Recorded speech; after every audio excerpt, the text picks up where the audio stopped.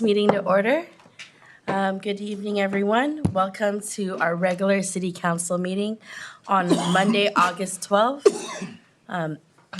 So there are three ways to submit public comment. One is submit written comments by the meeting day. Two, submit written comments during the meeting. And three, attend the meeting in person. To submit the written comments by meeting day, please email cityclerk@dalycity.org and include public comment in the subject line. All written comments received by 4 p.m. on the meeting day will be provided to the city council prior to the meeting. Please note, any emailed comments received after 4 p.m. on the meeting day are not guaranteed to be received by the city council prior to the meeting. Comments are not read aloud into the record. 2, during the meeting, you may visit www.dalycity.org/agendas to submit comments using the public comment form to address the city council on any specific item or during the public comment period. And such comments are delivered to the city council and city staff during the meeting and may be read into the record at the time they are received. 3, to speak at the meeting in person, please submit a speaker card located at the entrance of the council chamber and submit it to a staff member as early in the meeting as possible. And now, may we all rise for the pledge of the flag. I pledge allegiance to the flag of the United States of America and to the republic for which it stands, one nation, under God, indivisible, with liberty and justice for all.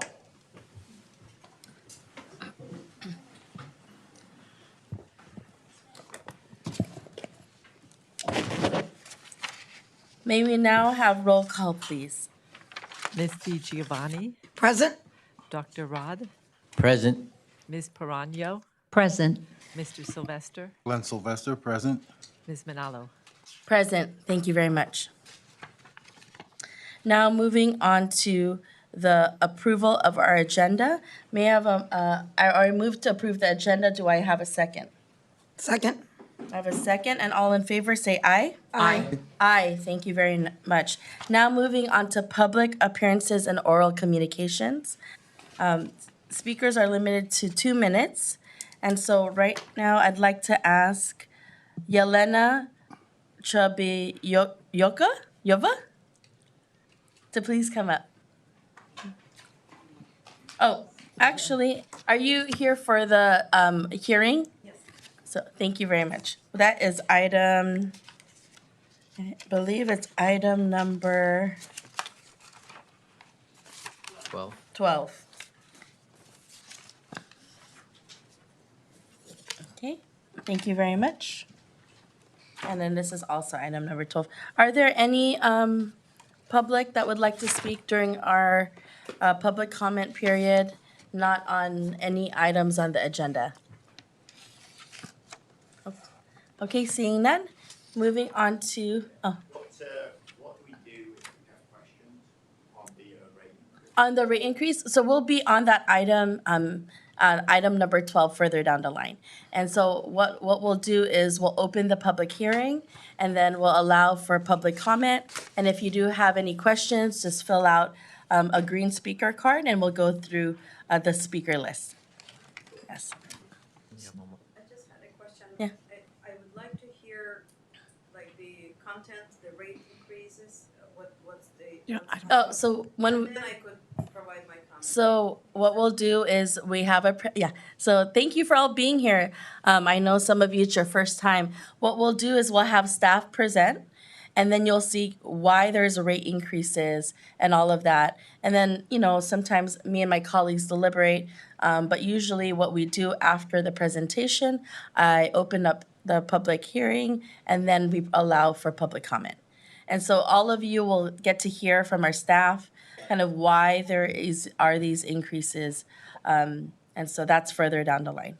But it's good to know what items you're all here for. So thank you very much. All right. So I don't see any public comment for just general public comment. And so now, moving on to consent agenda, I'd like to pull item number 5, and also item number 4. In regards to our consent agenda. Through the mayor. Yes? May I pull item number 6? And item number 6. Thank you. Okay. So are there any other items to be pulled by my colleagues? Seeing none, I move to approve our agenda with the exception of item number 4, 5, and 6. May I have a second? Second. Okay, and may we have roll call, please? Ms. DiGiovanni, Aye. Dr. Rod, Aye. Ms. Perano, Aye. Mr. Sylvester, Glenn Sylvester, aye. Ms. Manalo. Aye, thank you very much. And Madam Mayor, if I could have you check over the minutes. Oh, yes, Thank you, at some point. sure. We did approve the minutes earlier. Approve the agenda. We did? Okay. Agenda. Okay, so at this point, I move to approve the regular minutes for July 22nd, 2024. Do I have a second? Second. Oh, that was all in unison. All in favor, say aye. Aye. Thank you very much. All right, moving on to item number 4. Accept and appropriate older adult recovery and resilience funds for Older Adult California Nutrition Program and intergenerational activities from Aging and Adult Services of San Mateo County. Welcome, Director Denise. Thank you, Mayor and members of the City Council.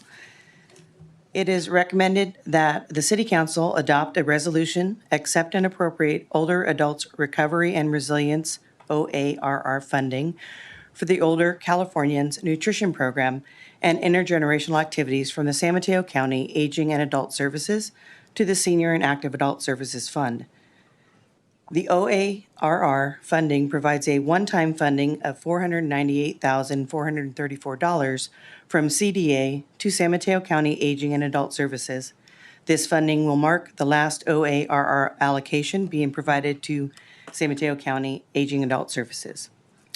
The Active Adult and Senior Services Unit has been offered $102,180 of that funding to serve an additional 8,200 congregate meals, supplementing the 34,900 meals expected to be served through our Congregate Nutrition Lunch Program grant, and $80,000 has been allocated to serve a minimum of 200 participants aged 60 or older and 200 participants under 60 through intergenerational activities. In total, we will be receiving $182,180 OARR funding from San Mateo County Aging Adult Services.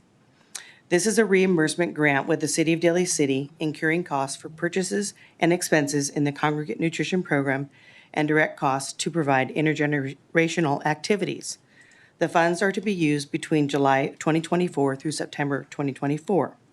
Revenue will be received into our senior lunch program account.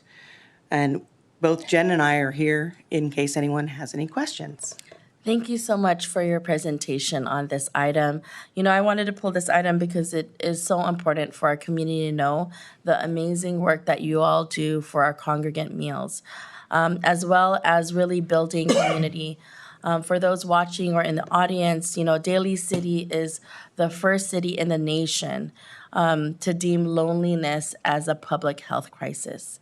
And so when you hear the programming that you all do as recreation services around ensuring that you have meals for the community, as well as intergenerational projects, I think that's really looking at how our community works with our young people and our elders who have so much experience, and to be able to bridge that gap is so important. And so I'm definitely a proponent for this. I think the work needs to be shared with the community, and it's very wonderful that this is happening. So thank you for that presentation. Thank you. Vice Mayor, do you have any comments? I have no comments. Okay. Excellent work. Councilmember Perano. I just want to say that, you know, in visiting with the seniors and when they're eating, you know, the team, I mean, head by Opal Fuller, the food is amazing, and people are always, I see nods in the back.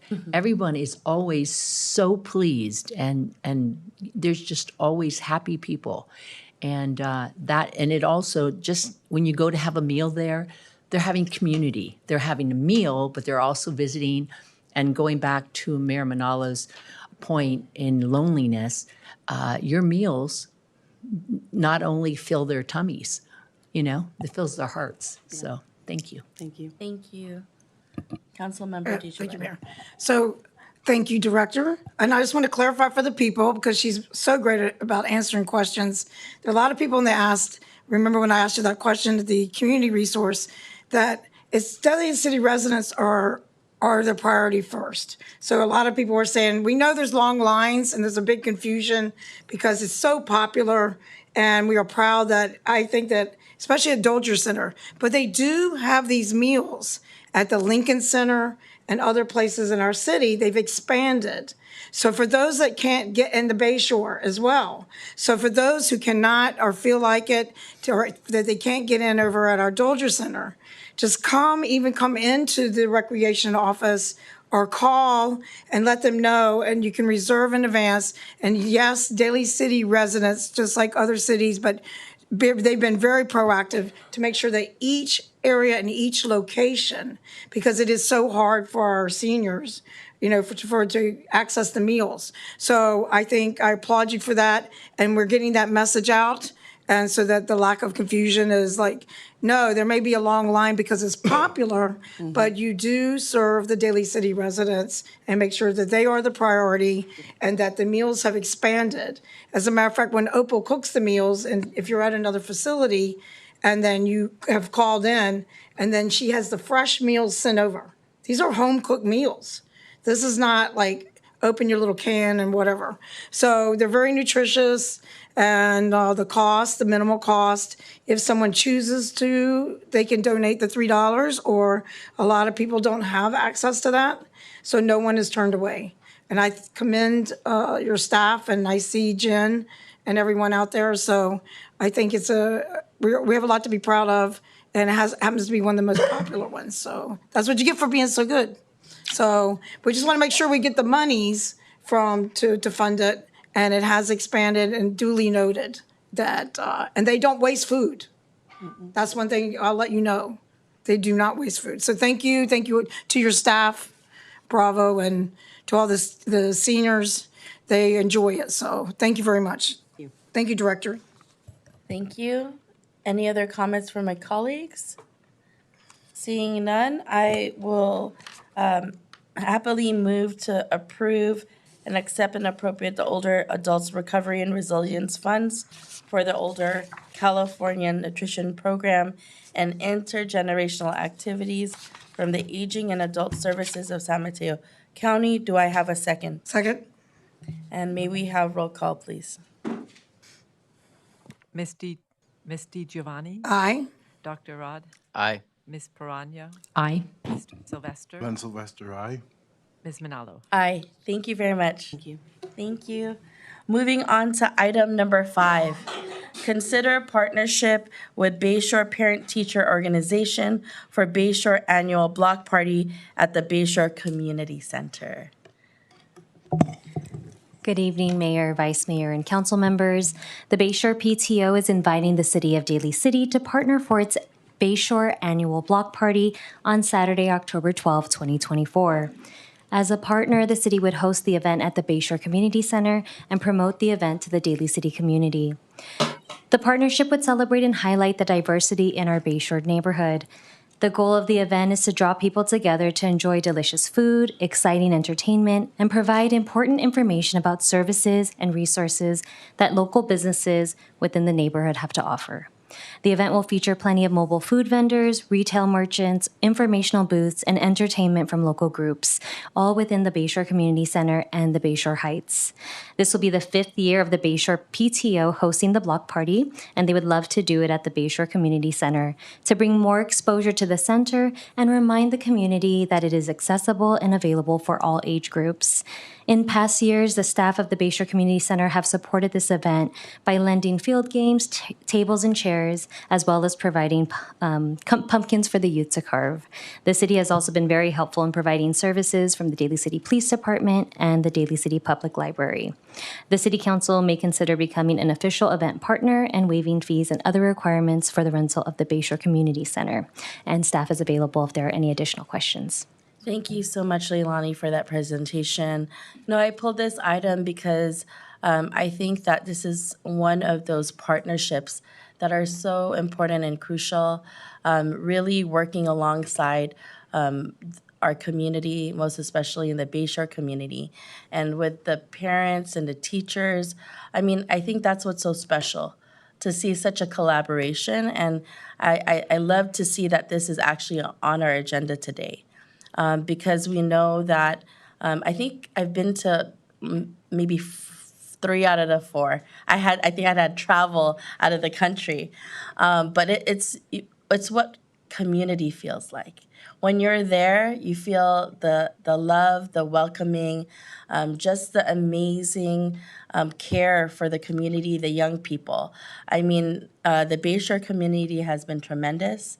They fought for their school to be renovated, to be built from the bottom up.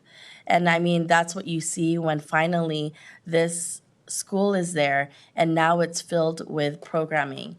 So that's really amazing to see. The Bayshore Community Center is there for the community to use. This is a no-brainer. This is something that is celebratory, and you picked I think the right month for it. That's when we have the best weather in Daly City. I would say October. And so I'm definitely a proponent for this. This is for the youth, the community out in the Bayshore. And I think it's wonderful that the organization is here to partner with us. And with that, I look forward to joining the event in the future and seeing this partnership with the city of Daly City. Thank you, Leilani, for that presentation. Vice Mayor, do you have any comments? I think I'm in total agreement with the partnership as well. I've been to a few of the block parties, and it's great to see folks that I've seen grow up that live around the Bayshore, and then also bringing my son and my family out there. And just in a way to create and cultivate community is a beautiful thing that, that's what makes Daly City beautiful. Thank you, Vice Mayor. Council member. Thank you. Yeah, I just have one quick question to the great heads of the PTO, if they don't mind, is that you always do such great things for the kids at the Bayshore School because they're one of our most underserved, as we all know. One school district, one school, right? So, because when I say no, Bayshore is Daly City. How many times do you have to say that? Well, I know that I say it all the time and proud to say it. So will these funds help, I know you've done it in the past, will they help fund, is there any way we could support like field trips out of this event or for the kids or anything like that, like out of this event? Out of this event? Yeah. I'm sorry, Miss Adelia. Thank you very much. I'm excited. Yeah, no problem. So the funds from this event, well, we don't make too much. We spend to give to the community to throw the event.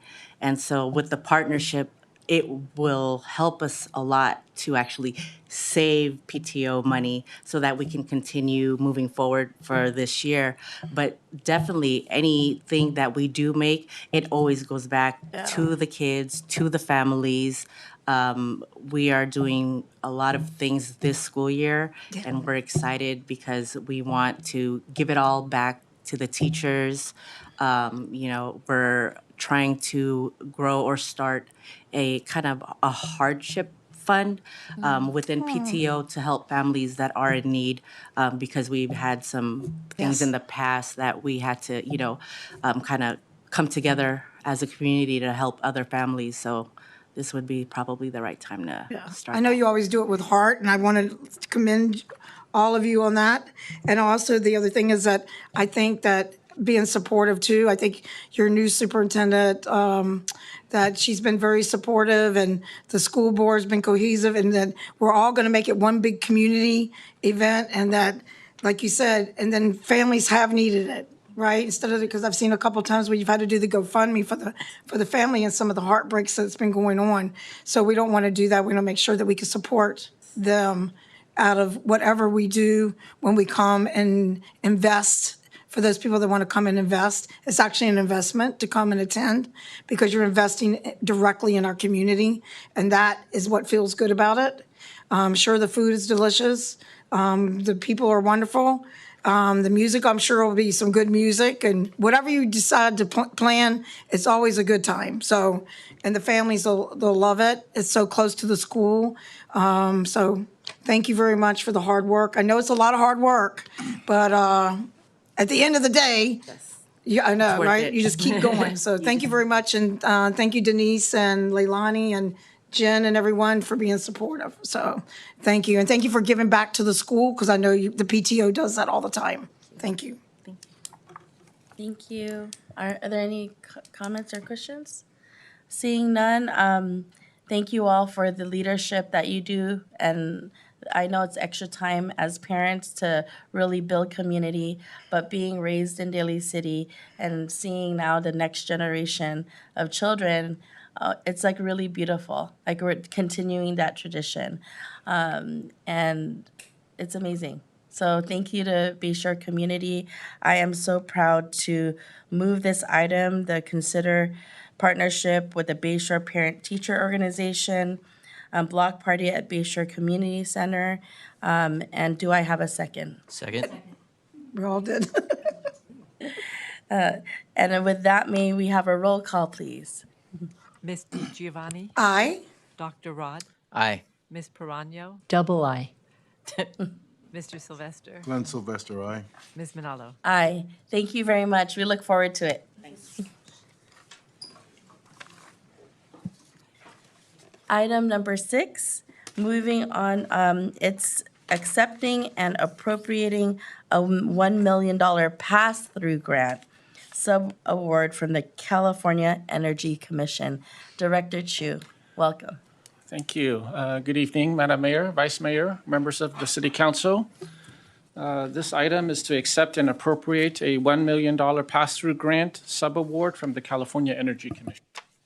So back in June of 2023, our city manager's office worked very closely with Assemblymember Phil Ting to secure a $1 million energy storage project for Daly City. This project will enhance power outage preparedness and help ensure power supply for critical infrastructure. At this moment, we're looking at 2 facilities, namely City Hall and War Memorial Community Center.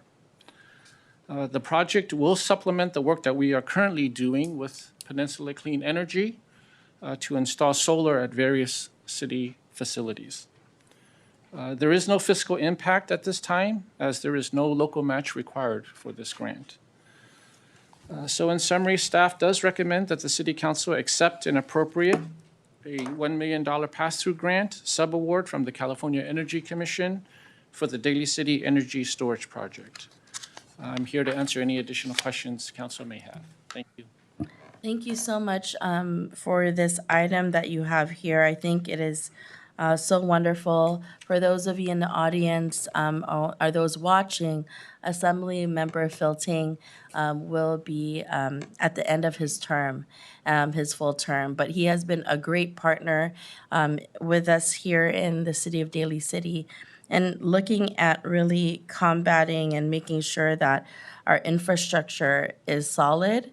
These are the types of grants. And so thank you really for your work, Director Chu, in making sure that we're looking at the sustainability of our community long-term and looking at really if there's any emergencies that we have.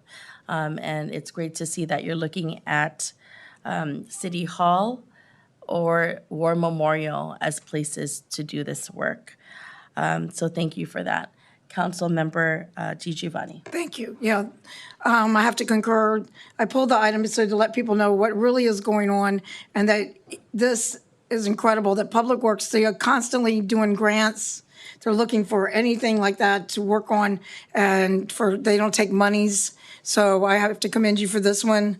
And $1 million doesn't seem much in these days, believe it or not, when it comes to these type of projects, but it has helped us a lot. So now that we're going to have either the solar panels and the energy consumption, so we can make sure that it's our duty to make sure that we do those things and make sure that we have the infrastructure that's needed. And we all know that we do have storms here, and we don't know what's going to be coming in the future, and ready for the climate change. So we're ready, and we have a great head director here, and with everyone that's on board. So I really appreciate it. And Assemblymember Filtine, he has been giving us monies, and hopefully the next person will also succeed and get the hint that Daly City, definitely we need more infrastructure support. So thank you very much, Mr. Chu. Thank you. Any other comments? First of all, thank Councilmember. you. And second of all, I'd be remiss if we don't reiterate the point that the power can be stored. So when we have it, you can store it, and then when we need it, you can use it. Or if it's high peak, you could explain a little bit about that. But that's extremely important. It's not just having solar, but being able to save it. Yes, that's The correct. energy. That is a main part of this project is the storage of the energy. And so potentially, if it works out properly, we could store the energy when energy cost is cheaper during off-peak hours. And then it could be used during peak hours, which is at a higher rate. But if we would use it from our stored power, we would potentially be saving some funding. Yes. In addition to power outages and being able to have some electricity to use during power outages. Excellent. Thank you very much. Thank you. Any other questions or comments? Seeing none, I move to accept and appropriate the $1 million pass-through grant subaward from the California Energy Commission. Do I have a second? Second. And may we have roll call, please? Ms. DiGiovanni? Aye. Dr. Rod? Aye. Ms. Perano? Aye. Mr. Sylvester? Glenn Sylvester, aye. Ms. Manalo? Aye. Thank you very much. Great, thank you. Thank you. We are now moving on to item number 12. Public hearing for proposed rate increase for solid waste collection and disposal for fiscal years 2024 to 2027. And we have Director Tim Nevin.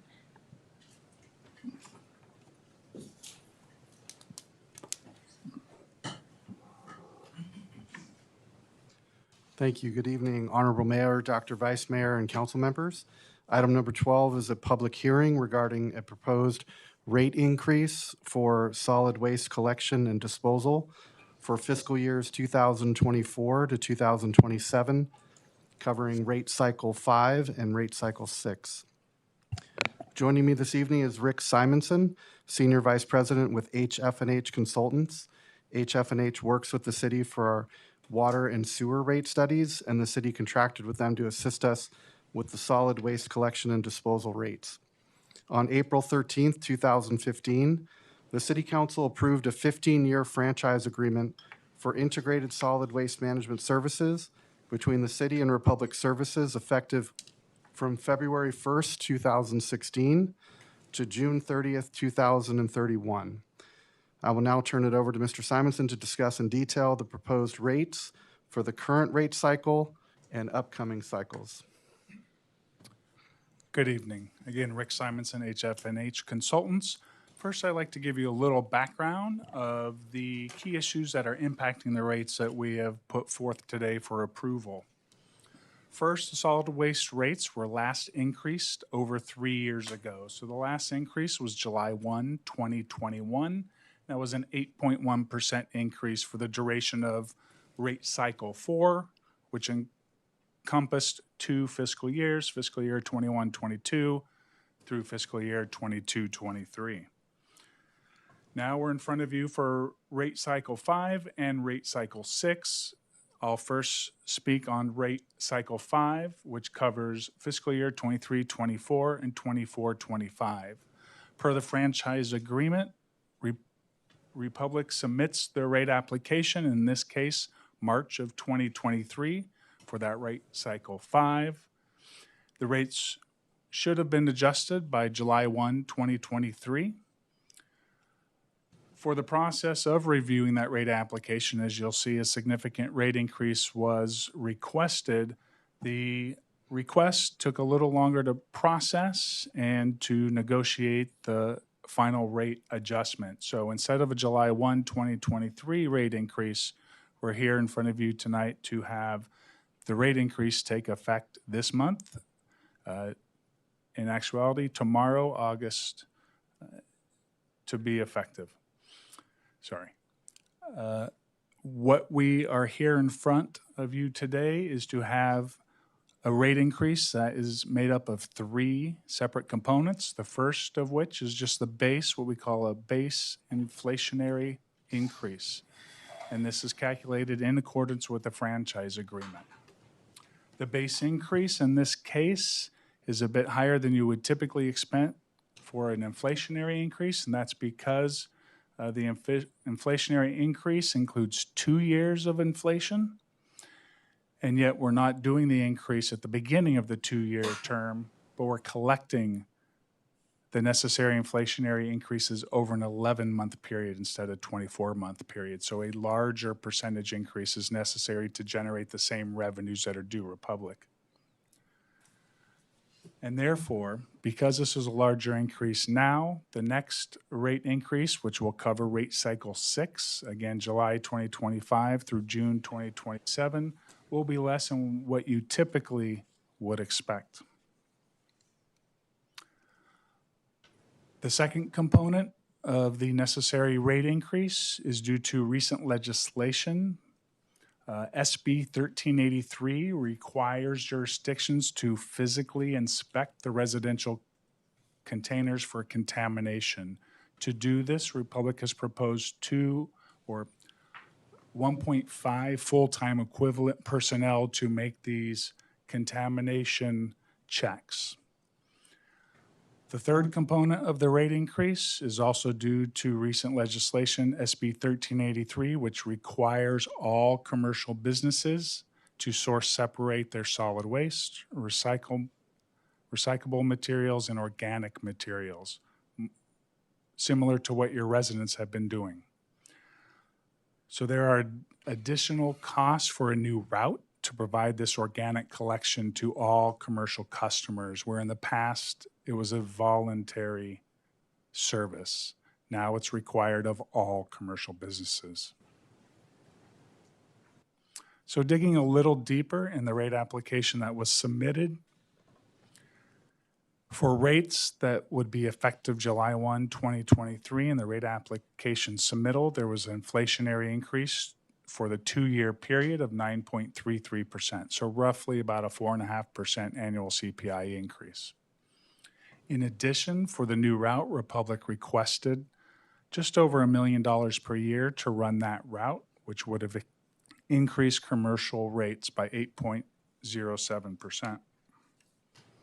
In addition, the contamination auditors would increase annual costs by about $250,000 per year, and that equates to 92 cents per residential customer per month.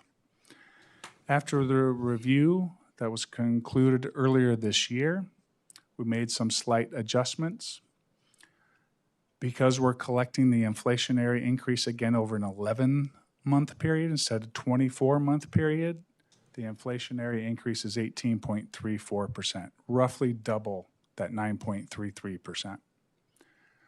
We have, in negotiations with Republic, reduced the net annual cost for that new organics route down from just over $1 million to $158,000 per year. The review of the contamination auditors found just a slight decrease in their annual costs from $250,000 per year down to $249,000 per year, which is still 92 cents per residential customer per month. So we brought these results to the Solid Waste Committee on April 3rd. Again, recommending a residential increase of 18.34% plus 92 cents per account. And the commercial increase, again, for the inflationary increase of 18.34% and 1.38% for the new organics collection route for a total of 19.74%. At that meeting, the committee requested we work with Republic staff to see how we can phase in this larger increase. So through negotiations, staff and Republic met over a period of time and came up with this option that we're presenting to you this evening. Republic agreed to reduce that 18.34% increase to 15% and kept the 92 cents per residential account for the new contamination auditors, as well as a 1.38% increase to the commercial rates for the new organic rate. The deferral from the 18.34% down to the 15% would be carried over to your next rate cycle, which is rate cycle 6, which begins July 1, 2025. That equated to about $800,000 that Republic is willing to defer to your next 2-year period. So for rate cycle 6, the July 1, 2025 increase includes that $800,000 rollover, as well as the projected CPI increases for that next 2-year period. So we're here tonight for rates that will go through June 30th, 2027. What does that look like?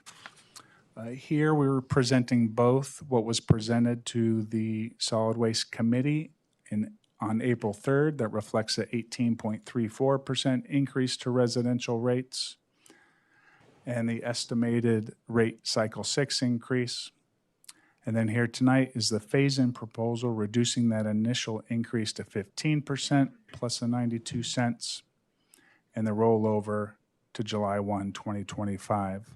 So to read this chart, 88% of your customers currently subscribe to the lowest container size of 32 or 35 gallon carts. So the current rate is $33.85. That would increase starting tomorrow at $39.84. So about a $6 increase in the lowest level, the majority of your residential customers. July 1, rates would increase another $2.59 for that same service level. And those rates would carry you through June 30th, 2027. We're often asked how we compare to our neighbors. We put together this comparison of neighboring jurisdictions for a similar service of 32 gallons containers, which again is 88% of your residential customers. So the proposed rate that we came forth in April was $40.97, but per the negotiations, reducing that increase to $39.84. So you're still on the lower end of your neighboring jurisdictions, but higher than your current $33.85. So less than the average rate of your neighbor jurisdictions as well. And one thing I will note, all jurisdictions on this list except South San Francisco have calendar year increases, so you should expect all other rates going up this January 1, as many communities are facing the same SB 1383 requirements that are increasing rates. So again, this is a comparison of your rate for August 12th through June 30th of 2025, and many of the other jurisdictions will see a rate increase this coming January. And here's a snapshot of some of your most common commercial customer subscriptions. They have a variety of service levels that they can subscribe to, either carts or bins collected one time per week or multiple times per week. So this represents a majority of your commercial customers. Again, comparing what we brought forth to the committee April 3rd.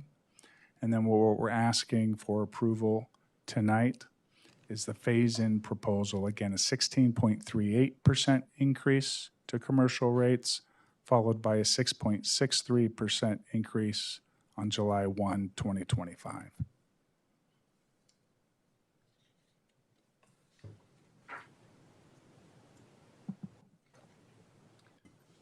Thank you, Rick. In compliance with Proposition 218, the city sent notices, and those were mailed to all solid waste customers on June 28th, 2024. Written protests were to be sent to the city clerk's office.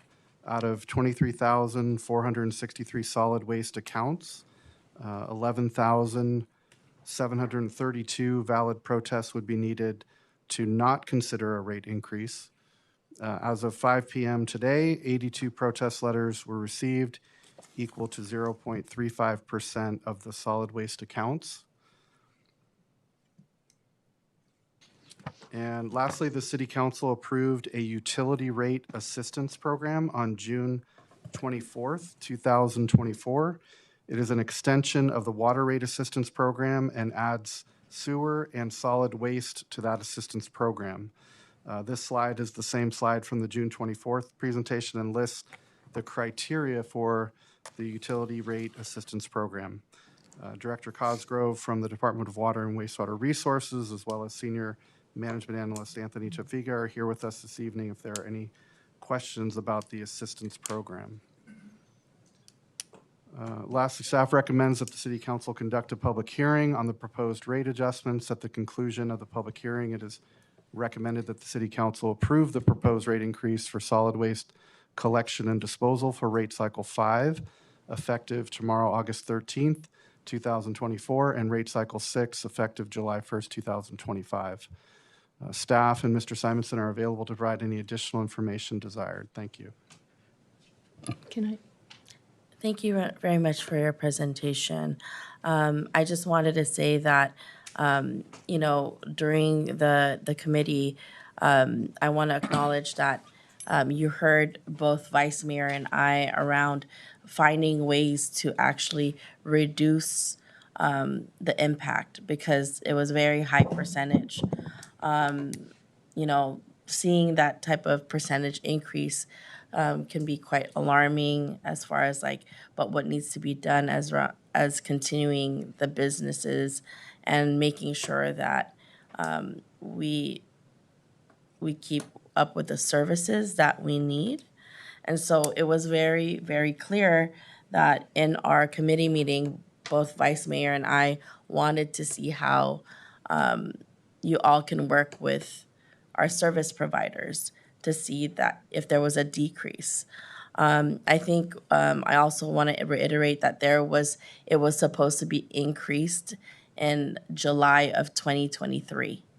But because of the pandemic that just happened, because of what had transpired over, 2020, 2021, we didn't get to do that because I think it was a decision within also the council to wait until the increase because we knew a lot of people were maybe looking for jobs, may have not been in places where, the economic recovery piece was. But then also, I just want to share with those that are watching or in the audience that we also did look at, when you look at the increases, and if you could go back to the very first, the page where it shows the exact amount of kind of what the increases were, this is it, right? The phase-in proposal and the increase of, it would be $5.99 would that be like the residential consumer? Okay, so the residential consumer, even at that point, the committee looked at, well, that might be a lot for some people, right? And so what we looked at is a program that you all had talked about in regards to kind of ensuring that those that are most in need would be able to have some respite. And so we're looking at this in a holistic manner to see, how can we support those most vulnerable, understanding that even the $6 a month may be, a hardship in that regard. So I just want to say thank you to the staff because we had put in and approved with my colleagues on council last month or last meeting this program, a program to help those. And I think I want to acknowledge, Director Piccolotti and then also Director Josh Cosgrove in looking at ways that we can support our community members because we know that there has been increases around food, et cetera, and that even $5.99 a month could be a hardship. And so I just want to, say thank you to the Daly City team. Thank you for your work as our consultant in that regard. And I know we will move into, for those that put in a public comment, we'll go into public comment very shortly. Thank you for your patience. Do you want to comment before? Real quick. Okay. Yes. I reiterate, what a great opportunity to help the community. So whereas we see that there is an increase and it's needed and it's been delayed, us voting on hopefully making that a little easier for those in need was the right thing to do. And so I wanted to say thank you to the team who worked on this. I did have a question with regards to SB 1383, and I'm trying to understand. So it looks like what I see is a person and a job, a full-time and a part-time is what it looks like. A full-time and a part-time person for $250,000 a year to inspect an entire city. I mean, how does that work? I think a member of Republic can answer that specifically of Yeah. plans. But Yeah, I'm just typically- curious. Like the city's so big and there's lots of garbage cans and lots of businesses. So I'm just curious on how that would happen. I'm guessing, and I know my mom lives in another county and they're very diligent there. So she's, everything's has to be done. If you get caught, you get in trouble. So Correct. I'm So curious to understand how it works with 1.5 people. Yeah, so they're not checking each week every single customer, so it is a sampling throughout the year. So that's how they're able to accomplish it with, in this case, 1.5 full-time equivalents. So it's not a weekly thing of every single account. Well, I would figure that, but I mean, like, do they get like a garbage can and a garbage truck and it's dumped and then they say, oh, there's something wrong, so then they kind of check the neighborhood or? I'm seeing someone gonna, It's a lid flipping, so they don't actually throw it on the ground and do the sure, inspection. but I'm just curious, because that's a lot of work for 1.5 people. Yeah, I can chime in quickly. Thank So, not something super new. So this is being phased in other cities at Republic Services. So, I think Rick sort of touched on the similar points, but it would be a phased in scheduling. So we would go throughout different neighborhoods. It is a lid flipping, so it would sort of be organized by route. And actually, typically, because if you figure you're checking one neighborhood, you're offering suggestions, letting folks know when things are contaminated, and then we move on throughout the year. So I think the calculation for us is what can that one full-time person do throughout an entire year? And that's why we have 1.5, and then that person's other half of the time would be dedicated to another local area to actually sort of try to keep the costs down for Daly City. So, so far, that is sufficient. I think if in the future it wasn't, we could relook at it. However, that's been sufficient so far in other cities that we've seen. Plenty of time throughout the year to sort of address the amount of, because it is the residential customers only. So we already have 2 employees that service a similar purpose for commercial customers in Daly City, and those are our sustainability advisors that are often in the community as well. And I do know, thank you, what I do understand is it's. Through the chair, Real briefly, through the chair. This is Catherine Tekulve, the General Manager of Yes. Public Services for those. Sorry, that- I didn't introduce myself. That's okay. I just wanted to make sure for the public as well. Yeah.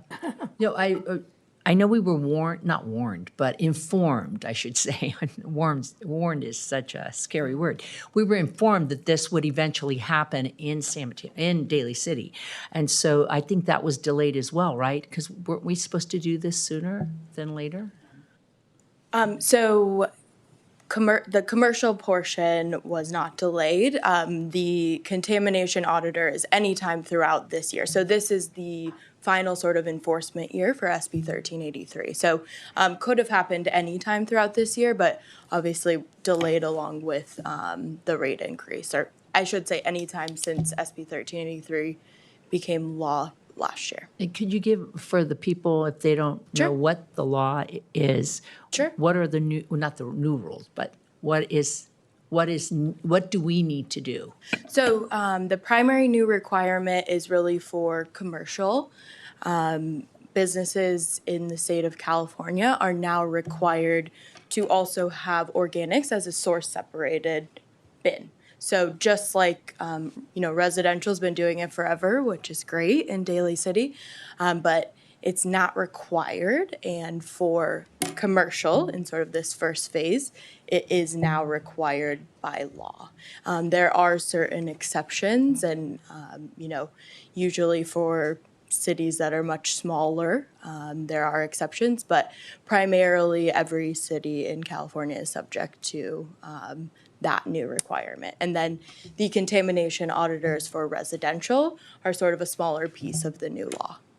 So we are required to flip the lids and inspect, because obviously the higher quality and the better the material is in the green bins, the better we can process it on the back end. Thank you. Yeah. Thank you very much. Thank you. Okay, thank you very much. At this point, I move to open our public hearing. Do I have a first? First. A second, I mean? Second. All right, thank you very much. All in favor, say aye. Aye. Aye, thank you. So I will call up Yelena Chubirokwa. Yeah, Can I speak from this seat or do I need to? please come up, because then they can hear you from the mic, and those are watching. Thank you. First of all, thank you. This is my first, I've been in Daly City for over 20 years. This is my first time. I decided to come and listen. It's a great event, and thank you. And most of my questions were answered already. I just have 3 questions. One is solid waste. Forgive me my not knowing. Is it the bin that is like the black bin, right? Or is it, okay. And second, are there gonna be rules posted, like what can and cannot be in there? What would be considered the contamination? Yes, I mean, there's gonna be an education portion piece of it. I think that also Republic sends out a newsletter. You should be receiving it in your home. You'll see it where it actually delineates what is in each bin. But I think that, what we can do as far as extra support is that we'll be able to put it on our social media. We'll put it, and also maybe there's ways that I think we have, representative here as well to answer some of the questions around delineating that. But I know there's a newsletter that comes out. Yeah.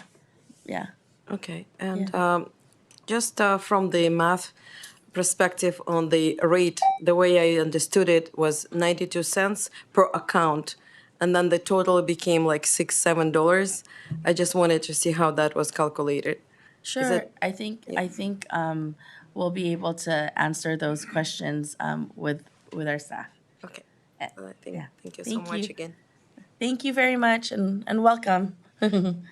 And so with that, I think we'll be able to answer it. We'll take the next public comment and then bundle the answers.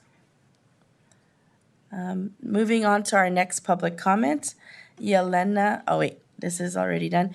Guy Marston.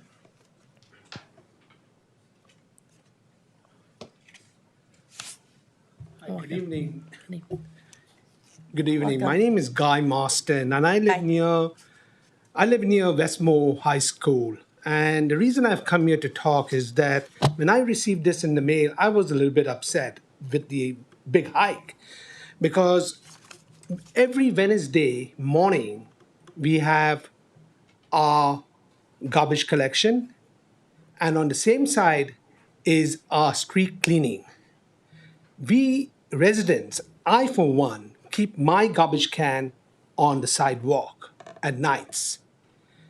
The person who comes to pick up the garbage in the morning time will pull the garbage can onto the street and leaves it there. And after that, when they come and they pick up the garbage, they don't put it back onto the sidewalk. It has been left on the street. And the street cleaner car will come by and will not able to clean the side of the street at all because the garbage cans are all out on the street. I've been living there for 26 years and I have made numerous complaints and I have phone numbers that people who I have called in the recycle department, in the garbage department. And I told them, I said, this needs to be put a stop to, but they still continue doing it. I've sent pictures, I've videotaped the truck coming by, and this had to go right around right around the garbage can, just to get away from the garbage cans, and the streets are not being cleaned. So for me, getting this in the mail to be told that I got to pay $6.99 is not the right way. And I've spoken to the supervisors, I've spoken to the manager. I'm not going to name them. If anybody over here wants to get the name, they can contact me or come by and just talk to me after the meeting, and I'll give you the names. So this is what is really upsetting me right now. Thank you. Thank you very much. Thank you very much for that. The good thing is we do have our Republic Services representative here, and I'm sure she'll be able to speak with you. Yeah, thank you. So now, are there any other, in addition to these two, are there any other speaker cards? Now, may we please call up Mr. Owen Daniels.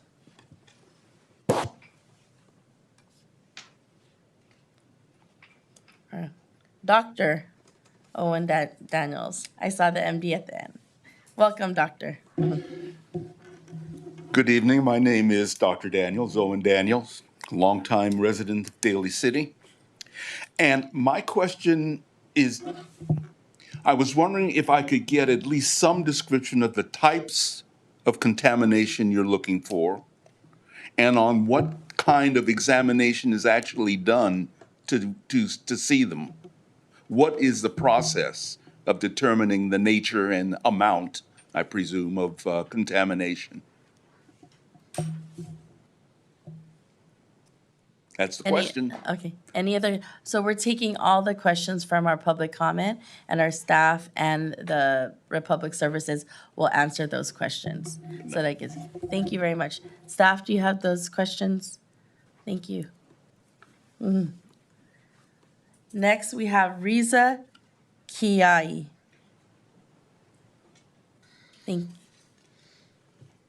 Hi.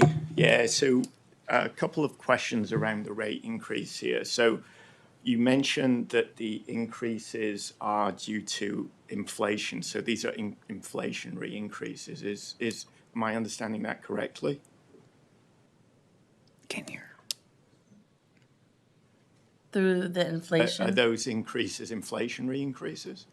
Yes. Right? Got it. Portion Okay. of the increase is, yes. Okay, got it. So the increases that I'm seeing in the letter, and perhaps I'm wrong about this, that's 15% on RC5. Is that correct?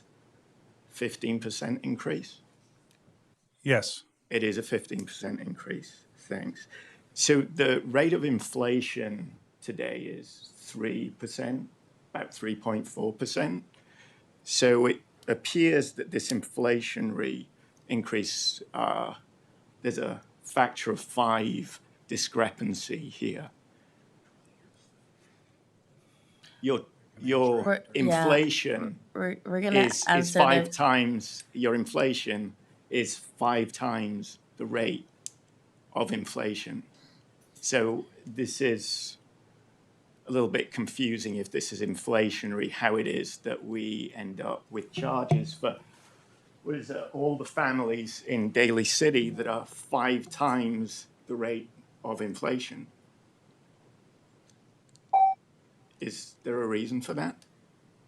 So, sir, if you continue your public comment, we're going to answer all the questions at the end after everyone speaks, and staff will respond to the questions you have. Got it. That's how we're doing it. So, Right, yeah, because I have follow-on questions from this. So I do have additional questions here. you have 2 minutes. So the timer is on. Everyone gets 2 minutes. Got it, okay. So can I come back up with the additional questions? Because they're quite important. Every person gets 2 minutes unless other people allot you theirs. That's how it works. Right, Yeah. okay. So does anyone want to allot me their minutes? Excellent, okay, so, We just need their name. Yeah. okay, got it. And just fill out a Anybody's card. name will do.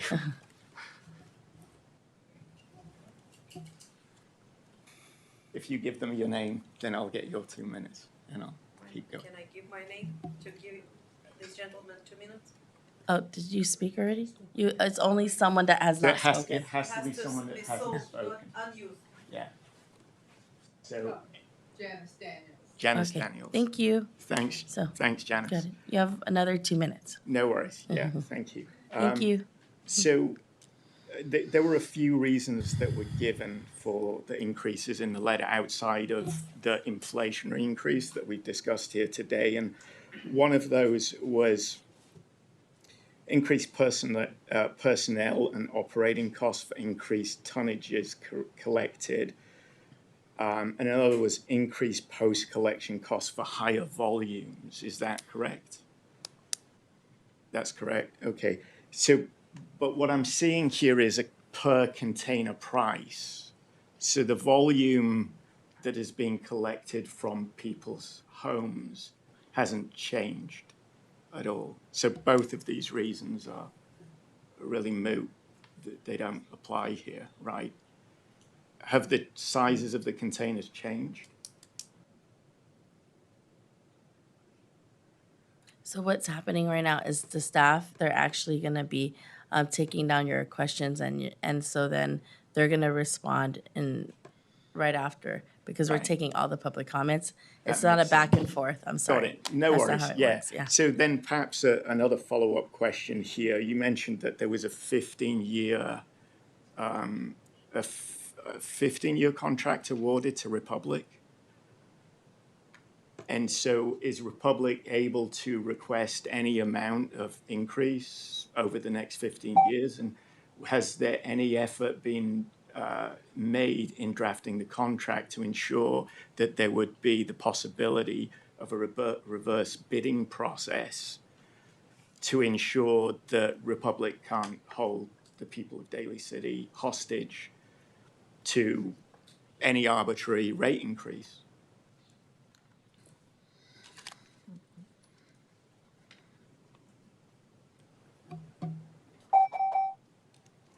Okay. Thank you very much. Thank you. If anyone wants to give an extra minute.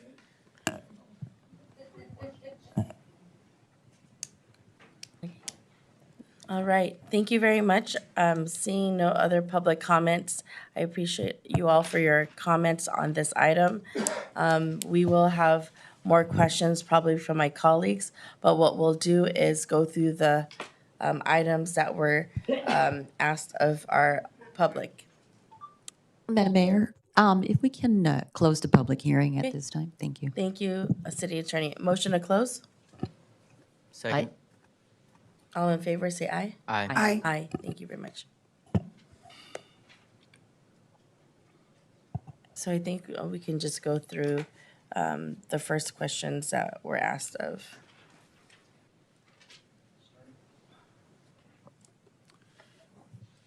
So the first question I think has been addressed, but I would just like to go through each one that was asked and presented for our response.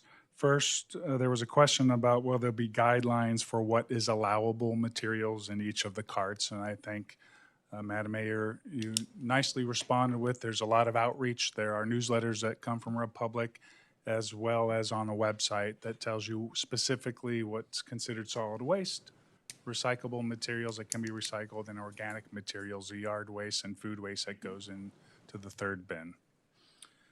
Also, there was a question, and I'll go back to a slide. There was a misunderstanding of what the rate increase for residential solid waste is.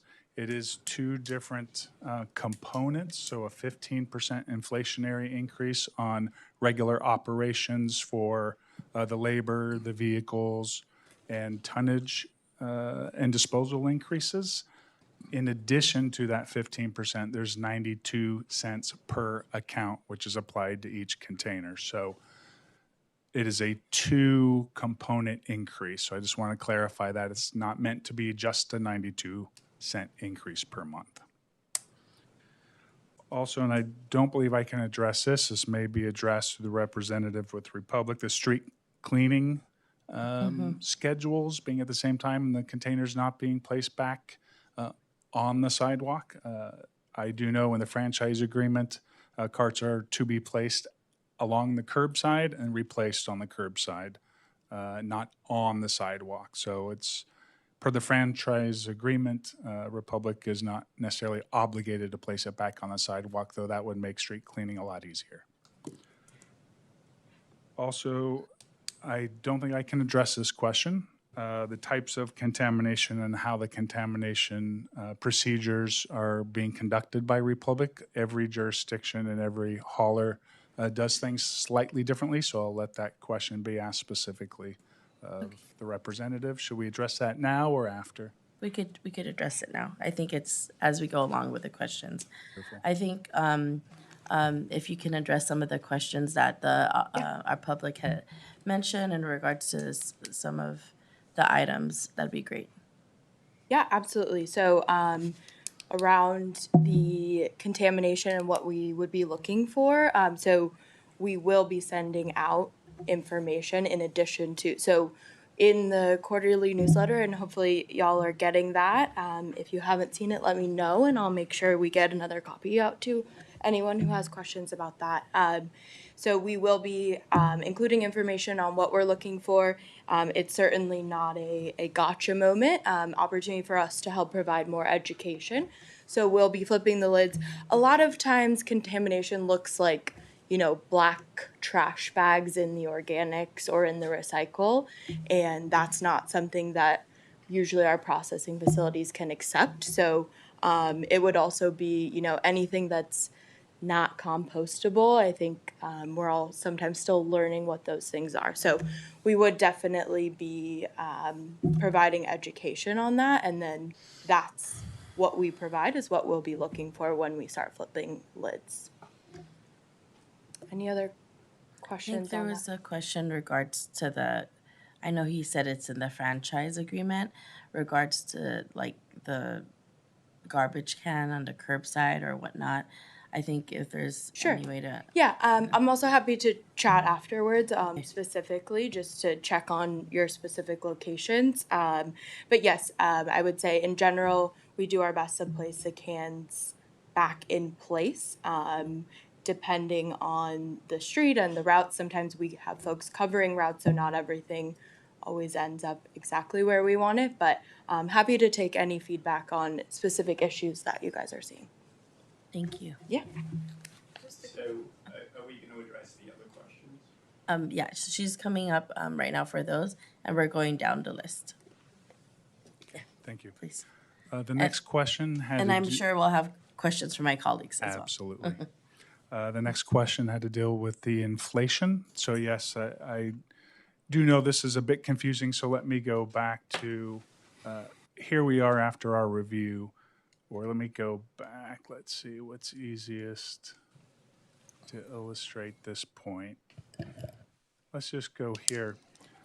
So the inflation increase that we ultimately ended up with a 15% increase, as I said, that was a phase-in. So ultimately, the inflationary increase is 18.34%, but that is a bit misleading because that is the increase for a 2-year period, and we're collecting it over 11 months. So we have to increase that percentage so we can get the same revenues over an 11-month period that you would have received in a 24-month period. So the actual inflation, in accordance with the methodology laid out in the franchise agreement, was a 9.17% inflationary increase, which covers 2 years. So it's about 4.2% per year inflation rate. The reason it tends to be is a bit higher than what we're currently experiencing. Remember, this increase was to be in place July 1, 2023, and per the franchise agreement, the rates will be adjusted by the inflationary increase from the previous 2 years. So you get the actual inflationary increase that occurred in 21 and 22, which was higher due to COVID. So this is the published inflationary increase by the Bureau of Labor Statistics. So for Republic, it's kind of, they're getting their inflationary increase kind of after the fact. So this period for which the inflationary increase was calculated really was from 2021 and 2022. So that's why we're seeing it slightly higher than the 3.5% increases we're experiencing right now. And so the reason why it's also at 18.34%, again, is it's a 2-year inflationary increase, but we're collecting it over an 11-month period. So to get Republic made whole, that percentage increase is 18.34%. So hopefully that sheds some light on the inflationary increase. It's about 4.5% per year.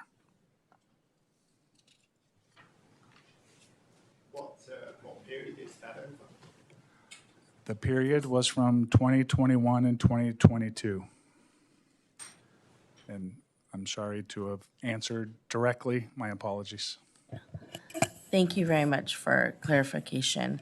And are there any other questions that we have down the line?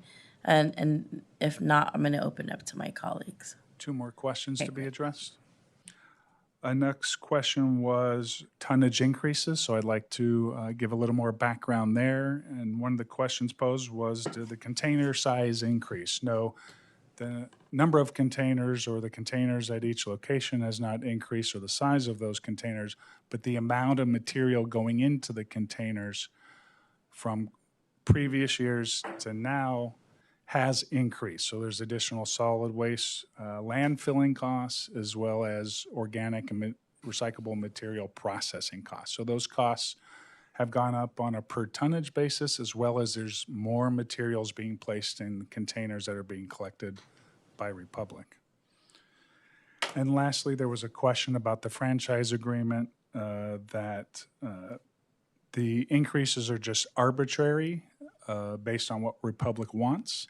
And that's not the case. In the franchise agreement, there's a specific methodology laid out for each rate cycle, again, which is based on the previous 2 years' inflation increase. So it is based on a published inflationary increase, no discretion by the city or Republic. It's published by the Bureau of Labor Statistics. What we're seeing this year, in addition to that, were the new regulatory compliance for 1383. So there are those additional costs for the auditors, as well as a new commercial organics route, which is outside of that inflationary increase. Thank you very much. Thank you. May I just add? So usually, I'm just going to be very clear. I know it's your first time here. Usually it's not a back and forth, and we have public comment during the public comment time, and I did close the hearing. So that's just how we conduct it. I just want to let you know that that's what it was. I hope we listened to all the questions earlier in regards to what, will you be notified around what is contamination. If you want some specificity, I think that you have the direct representative who's the general manager of Republic. But we usually don't go back and forth to keep conducting the business of the meeting. My So. question wasn't answered. I'm still confused about 92 cents versus 6 cents. How the math, where it's not even mentioned anywhere where these funds collected go. So I just wanna know how could I address that, and maybe I could get it directly with the Okay. gentleman. We'll there's gonna be questions from my colleagues. I'll reiterate that. There's no more, I'm just gonna be very clear with our audience here. That's why we have public comment and we close it. So, please be respectful of the process. I know it's your first time, but we're not gonna be doing a dialogue in that. I did allow it, and I hear you in the audience right now, but we're gonna be moving on to our questions from my colleagues here. And if there's any questions in that respect. Vice Mayor. Don't have any questions, but just one specific comment. I think that, just given like the the economic climate, and then looking in comparison, I forgot which slide it was, but in comparison to cities throughout the county, you still see that we're still parity amongst, even with the rate increase, and understanding that the other jurisdictions are also in the same process. So when the smoke, quote unquote, clears, I would assume that Daly City would still be within its affordable rates in the county. Thank you. Thank you, Vice Mayor. Councilmember DiGiovanni. Thank you. Yes, I have a couple of questions. I think if it's okay, for Mr. Cosgrove. So that the people in the public know that we do have an assistance program for the water. Is this applicable for this, as well? And if so, would you mind, I know not to give the details or go over, just so that they know that there is assistance and maybe just the basic qualifications that some of these people may know, and is it applicable for this? Thank you, Mr. Cosgrove. Thank you very much. So I think, That's thank you one. for being here. I think that was in the program here, and I think they just want a little bit more elaboration. But it was in the presentation that we did approve Yeah. this. Thank you. It's very clear we have one. Go ahead. Okay. Thank you, Honorable Mayor, council members. The Utility Rate Assistance Program that this council passed just recently. Right. This rate adjustment would be applicable to that. So those who meet the income qualifications, which is in that chart right there, and the other qualifications that go along with that, would be eligible for this program and to defer the rate adjustment that is before you tonight. So in other words, it would just defer it. Yes, it would. Yes, that's how the program works. Is the Correct. rate I just want to adjust- clear for the public. I understand it, but it's, because we have a lot of seniors in here, and then people are in fixed incomes. Things are really rough for everybody. We all know that. But just so that they know that for you, and they've made a form available they can go to the water department to access it, and that we'll make sure that they have the information and that they can give it through wherever you need, and it's very basic, and you'll qualify. Yes, Correct? the form is available online on the website, Daly City's website. So thank you for that. And just one really quick one is that in the parity of even though I know I saw the chart of our city, as the Vice Mayor alluded to in the price range, but in the beginning, I think that was probably sticker shock for people when they open their bill, from what I understand. And these are the letters that came in, and these are really important. I mean, they're a piece of paper, but they represent our community. And for them to even take the time to even put their bills in here, saying it's too high, you can understand, especially being on fixed incomes. But we do have the assistance program. So was there any talk about the very first one, like right now, I believe it was a little bit higher with the sticker shock, and then it went into the $2, what have you, at the end? Was there any talk about like doing more graduation of that?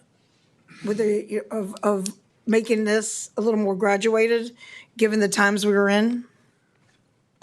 So what is before you was the option that was ultimately settled on. I wasn't part of all the negotiations of different options that may have been explored, but this was the result of trying to smooth in that initial 18%, got that down to 15%, and pushed some of it through to rate year 6. So this was an option to smooth in some of the increase.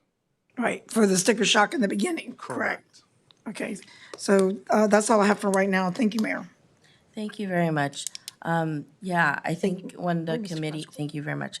When the committee saw that, we asked very clearly to the staff to go back because we understand like the times right now.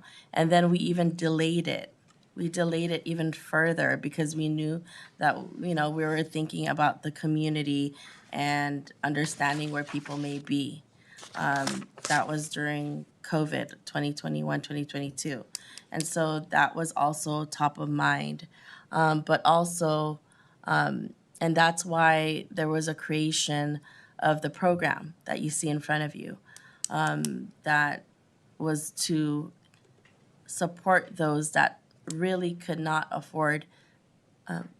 Can you bring back the slide, sir? Like, I just don't want to make sure I'm saying the right.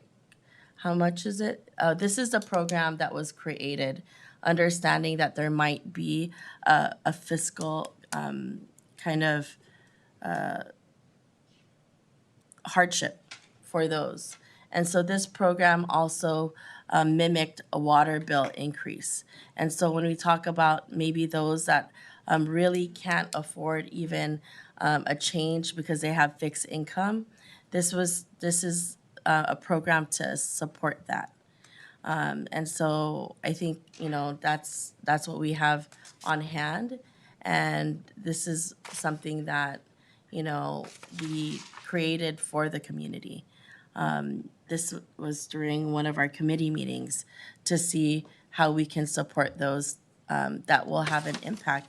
We know it's hard, right? And so even if it's a $6.99 increase, we know that, there's hardships. And so this is a program to support the seniors or families that,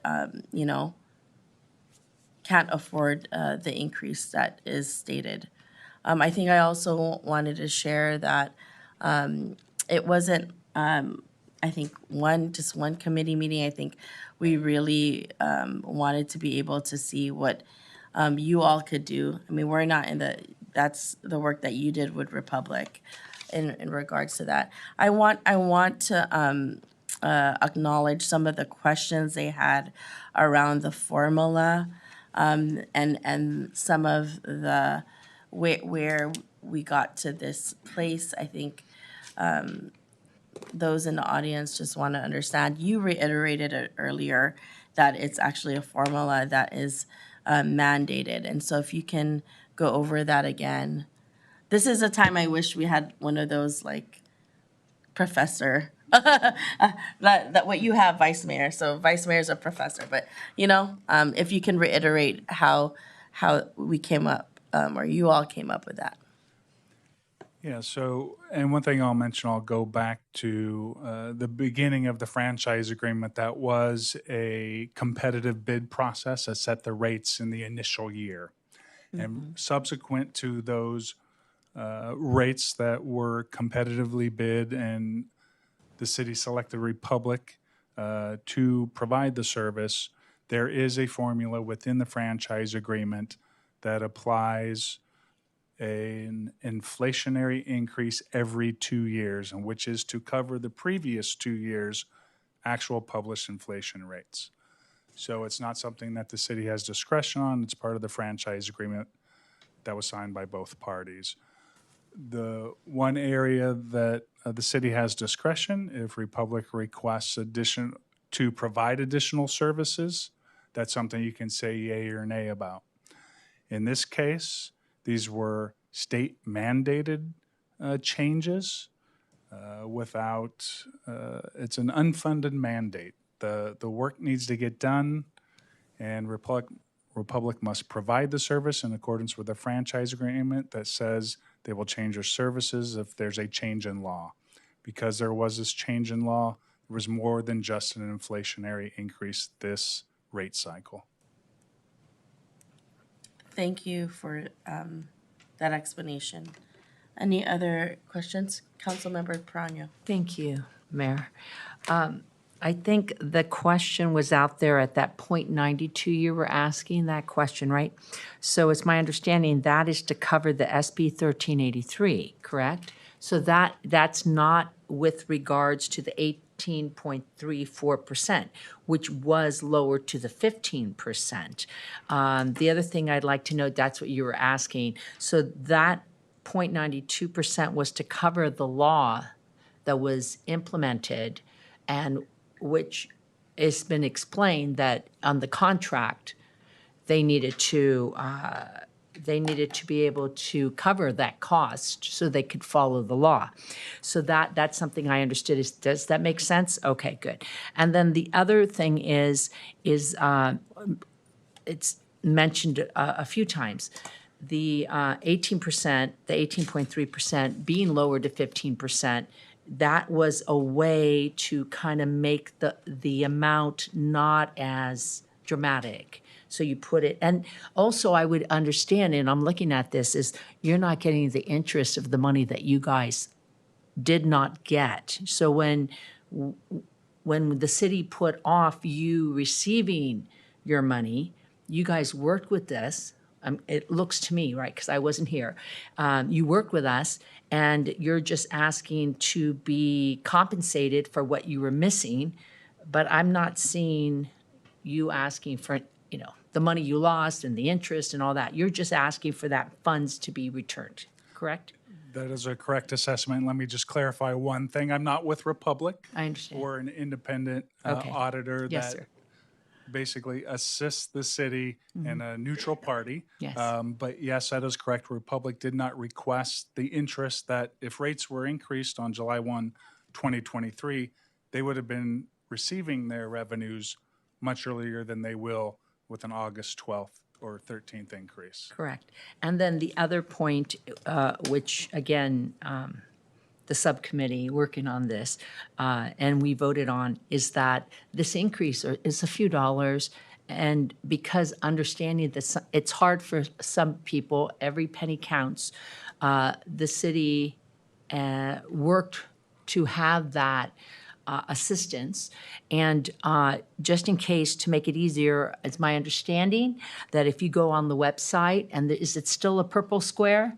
So if anybody goes on the dalycity.org website and go to the purple square, you can see everything that the city, the county, water, garbage, any assistance. So just take the time, let your neighbors know, go to the website, scroll, and there's many other assistance, even for PG&E and such. Is that correct? City Manager, Mr. Piccolotti? Is correct, right? You can find all that on our website. That's just so that, for the people that need help, the seniors on a fixed income and such, there is a lot of information on the website to assist on that. So I hope I helped get that information on the 0.92%, which you were, confused about. Thank you so much. Thank you. Councilmember Sylvester. Thank you, Mayor. How do we get to Burlingame's levels?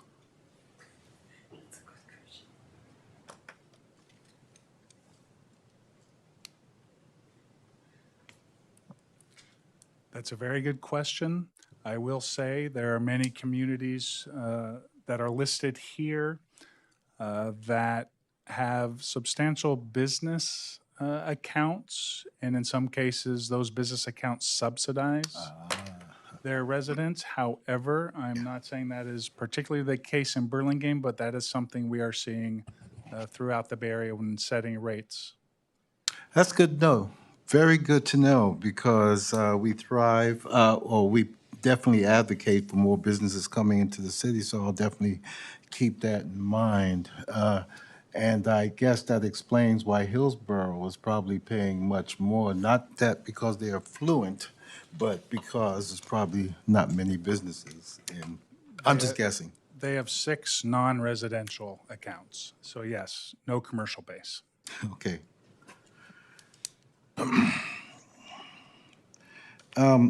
You made mention earlier about, as per the contract, it's an inflationary increase as per contract. That's what you said. Is that correct? Yes.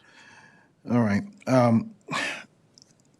You know, given the information I've received thus far, it's becoming more apparent to me in the sense that we cannot keep kicking the can down the road.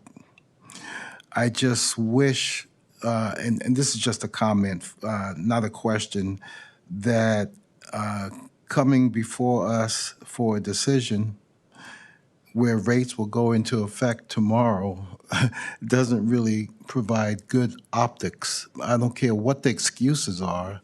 I would prefer that our, at least public, had some time to digest this. That's just a comment, it's just my feeling. You made mention about tonnage, and there has been an increase in tonnage. In that calculation for tonnage, does that also include the illegal dumping, to which I guess we in Daly City tend to take care of, pick up, and you know, we've tried to incorporate fines for that, and just wonder how's that contribute towards tonnage, if it does? I don't recall a specific line item in the rate application. Let me turn to general manager. No offhand. No, that does not include the illegal dump tonnage. Okay, so the argument about there has been an increase in tonnage from the last fiscal year, we don't know what that percentage is, 5%, 8%. You know, I'm just trying to get a gauge on how much of an increase. Even if it's 1%, I guess to me that would be very negligible. But I just wish I had more information as to the increase in tonnage. When I heard the questions earlier, I had first previously thought, well, are they charging whatever they want? And my question was answered. And actually, inflation over the past few years is about 21%. And so I'm definitely concerned because most folks on the COLA, cost of living increase, averages about 3 to 4% a year. And here we're looking at over a 4-year period.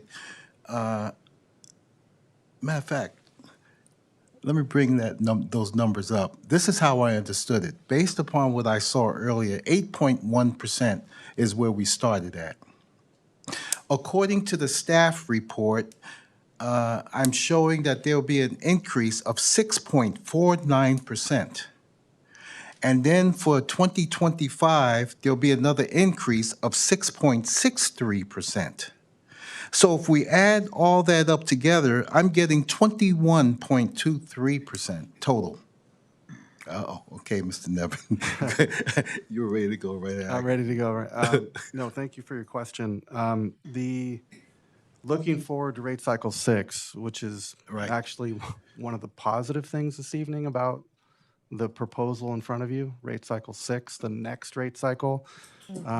There has been a delay in this rate cycle, but again, I'll say 2 positive things. One, we mentioned it in the beginning, no rate increase since July 1st, 2021. So that makes the number higher that we're looking at this evening. But moving forward to rate cycle 6 and anticipating not having a delay in future rate cycles into those adjustments, the what the rate cycle 6 increase, that's July 1st, 2025, looks like is 6.49%. That's for residential. Yeah, well, I And the turned it around. 6.63% is commercial. Okay, all right. It's not All right. an increase one year and an increase the next year. It's an increase for the entire 2-year rate Gotcha. cycle. Thank you, thank you. So if I were to take that, that would be 14.5 or 14.7. That includes the 8.1. Okay, I got it. On your program that you have available, based upon the median income, you have a bullet point there that says first come, first served. Yeah, I was gonna.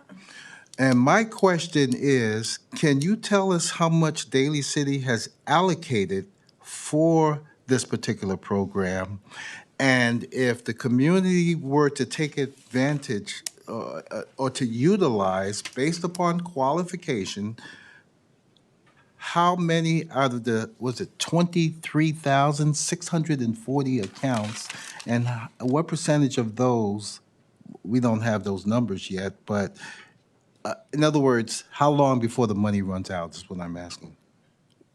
Well, the For the deferral. Right. This is some, the bullet points, you're correct, are from originally from the Water Rate Assistance Program. So council, I think, first authorized $10,000 in assistance for that program.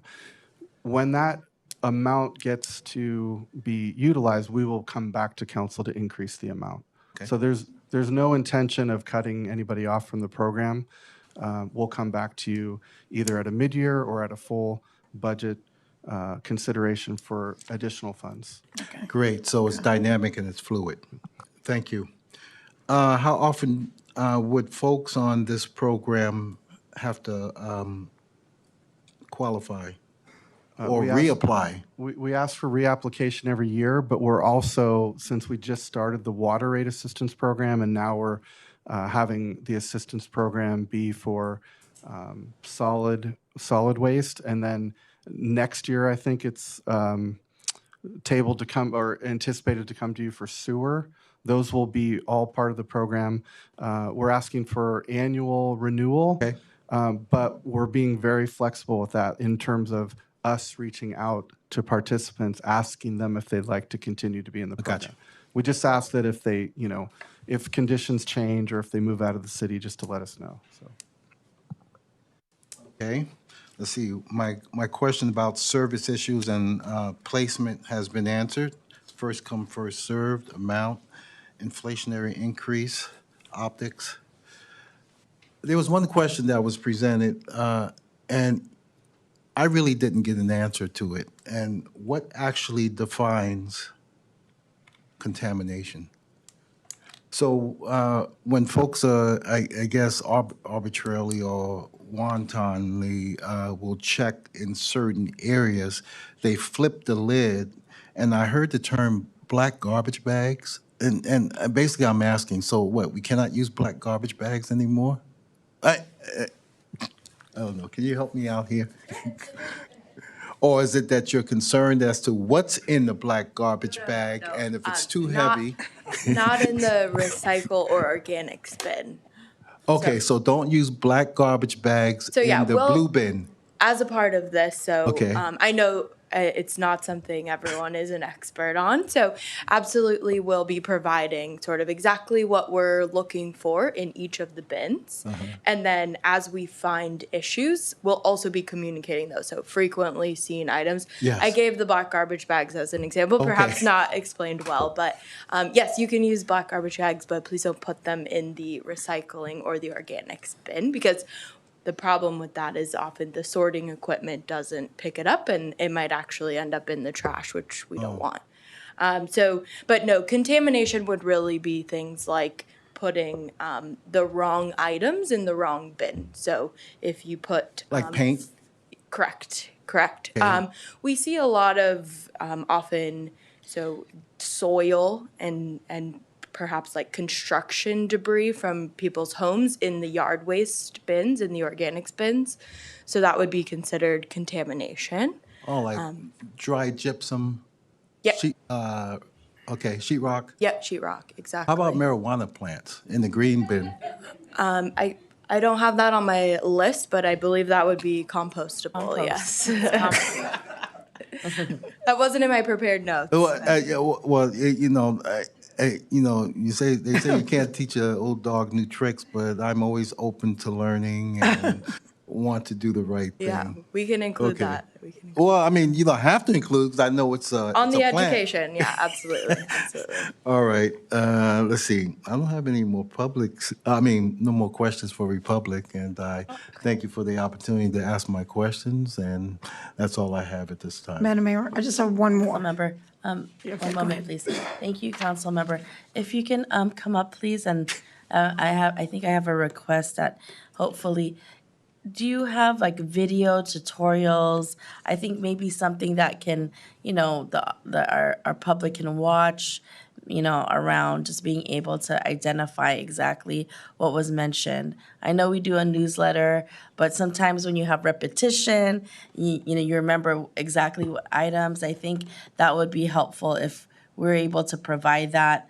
I know we have a channel that we could use. I mean, people are watching right now. Sure. I'm thinking maybe we can put up the information on our channel 27 or whatnot, our website. I'm looking at opportunities to really be able to become second nature. So even for me, I have to like look for that newsletter and I'm like, okay, this is where it's at. That's why I know I have it on my fridge. But if we keep reiterating it over and over again, then it will become second nature. Yeah, So I think absolutely. that's what I'm trying to request as a partnership with Republic. What are those ways? And I know we can have more education on that piece.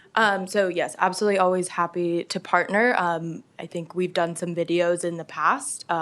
We could always refresh and do something new as well. So yeah, absolutely. Thank you. And then I know that we also did, our youth also did some social media campaigns around like what to put inside the bin. So I want to tell the audience here, we've been also working with our youth and young people around, okay, well, the pizza, the leftover pizza goes into the compost bin, right? And with the paper. And so all of those. So we've also worked with our youth. But I think just more repetition. Oh, there we go. That's perfect. Thank you for bringing that up. I think this is super helpful for folks and how you talk about exactly what. And so this is the campaign that the youth had done. Like where do you put, some items? So there's a social media campaign that the youth did.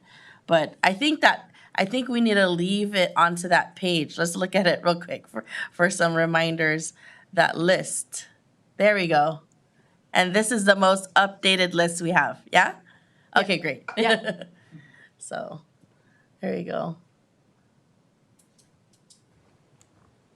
And that there it goes. The black trash bag. No and compost. Do not put that there. Thank you. Thank you. Yeah, of course. Council member, did you want? Thank you. I hate to make her come back up. I just have a quick question. I apologize. So, I know that there's something, what is the relationship between, because it has to do with the contracts. Trash scouts, I noticed, are they contracted with Republic or are they totally separate from all the places that I've seen them around? No affiliation with Right, no, Republic. good, that's good. Glad to hear that, because I saw them picking up trash and recycle. So Okay. we may want to look into that as well, because I know they're really not supposed to. They're just supposed to be the valet supposedly. And the other thing is that for those that don't have access to online, we need to find out like how to, because I know a lot of people don't have access to online. And as the mayor said, like the videos, but obviously, we have many different languages here. And to make sure we're cognizant of people, especially when you go to explain things like this, we go to your native language because sometimes it's a little easier to understand maybe than trying to learn the English words for something that is this is a foreign being for a lot of people coming here, having recycling and trying to get used to everything else in, the area you live in. It's quite a lot overwhelming for people that come here from other places. Yeah, So absolutely. I don't want them to feel overwhelmed and like putting, like you said, the posters in the different languages and maybe partnering with the schools, because I think that more education in the schools is good, and maybe some kind of incentives, because the young people can lead and show their parents, right? Especially in situations where in the home they don't speak that language as their first language. So that way they can educate and make it fun, some kind of project or whatever, and maybe contest in the schools. I know you guys are very creative, so I'm not trying to, but it can be that way. And the no access online, I know a lot of elders that do not have access online. So they cannot get our Facebook and, the Purple Square and which is all these things are great ideas, but they don't have access to that. So we have to make sure that we continue to engage with them as well. And I'm sure Denise would love to have them come to the senior center and then and welcome you there and make it a fun thing. I don't know if they have little games that go with it or what have you, but I think it's all great, and the more outreach, the better. And thank you for answering all the questions, and for you two as well. Really appreciate that. Thank you very much, and thank you, Mayor. Thank you. Thank you so much.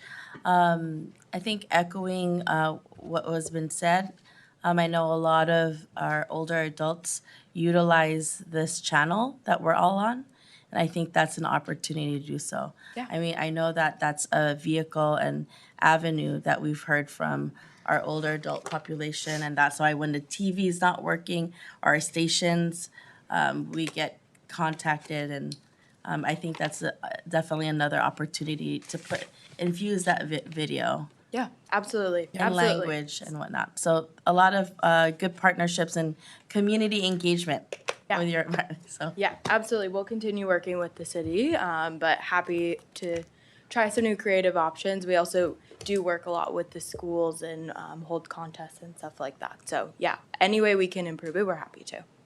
Thank you. Any other questions or comments? I don't want you to sit down and then come back up. So, seeing none, okay, thank you very much. All right, okay. So I think we have come through our questions. I want to say thank you to our those that have provided public comment.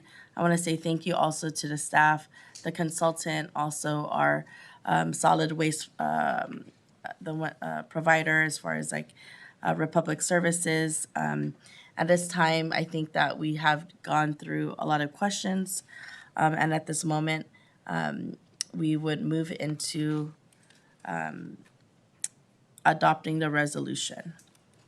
So, Madam City Attorney, do you need to read by title?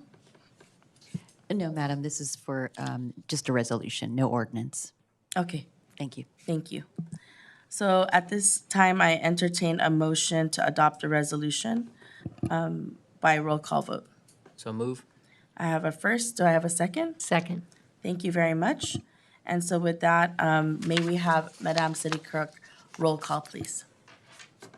Ms. Di Giovanni? I think I would like to have the graduated pricing a little bit and not too much next thing. So unfortunately, that I have to vote no. Dr. Rod? Aye. Ms. Perano? Aye. Mr. Sylvester? Glenn Sylvester, aye. Ms. Manalo? Aye. Thank you very much. Thank you. Thank you, everyone. Thank you.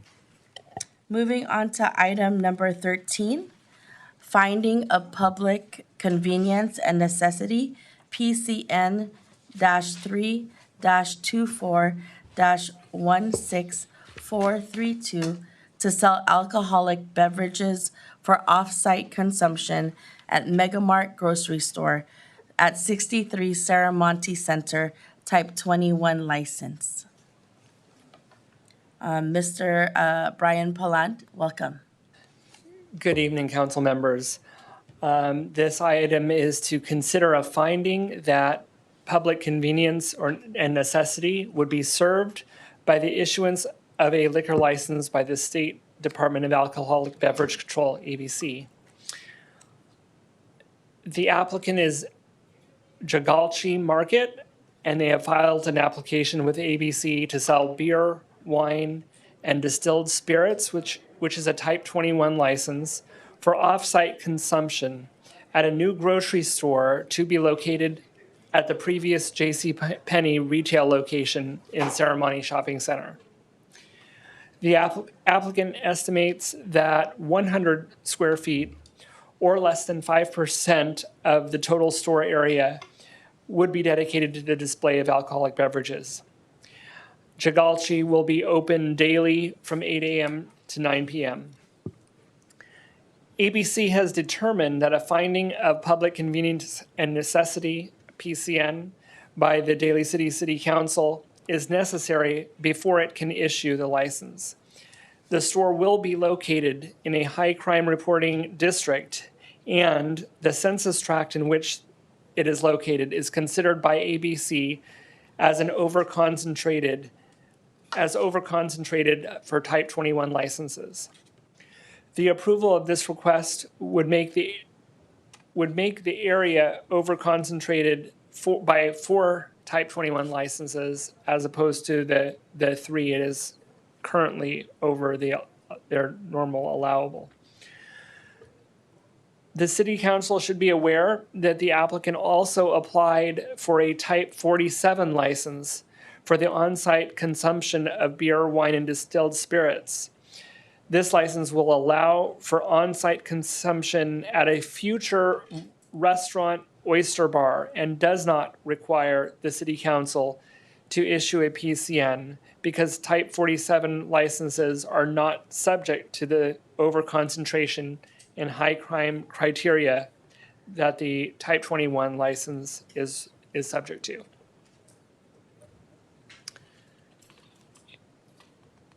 And so that's the end of my presentation. I think they have an applicant representative from Jagalchi Market is also here if you have any questions for them or if you have any questions for me about the plans I reviewed. Thank you so much for presenting on this item. I think it would be good for us to hear from the project sponsor and understanding, necessarily why they need the ABC license. I understand there's a grocery store there. Just some questions around like operations. I do have some questions, but it'd be great to hear from Jagalchi. Okay, great, thank you. Thank you. Hello, welcome. Good evening, Honorable Mayor and City Council. My name is Gemma Jarrell-Lester. I'm a consultant that works with Megamart CA Inc., which is the entity applying here. And Mr. Bumsakha is the president of the ownership entity, so he can answer some of your questions. We also have a little bit more information about the project that we could happily distribute if you want to see those. Yes, please. Annette, thank you. If you just pass. Thank you very much. Okay, well, we can share. We'll share. Yeah. Okay, so will you be going over the presentation just to understand? We didn't know that, we thought we were just going to be answering questions about it, but given what he said, I feel like that wasn't that clear about what the concept is. So do you want to explain it? It's more like grocery combined with restaurant. It's a new concept. It's never been in the US and it's never been in Korea either. But we created this new concept store.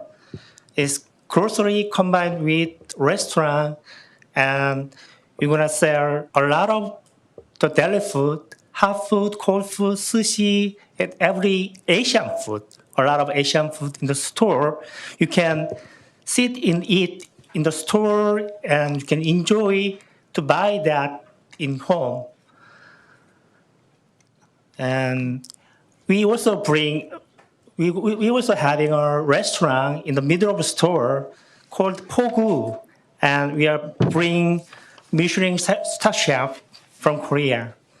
And what we're trying to do here is we are creating Korea in the store. So you don't have to buy ticket to go Korea to eat anything. What you have to do is come to the store and enjoy to your country. We have rice bakery and oyster bar, and there's a lot of seafood, and there's Korean street food section and temple food. A lot of it's more like a food festival.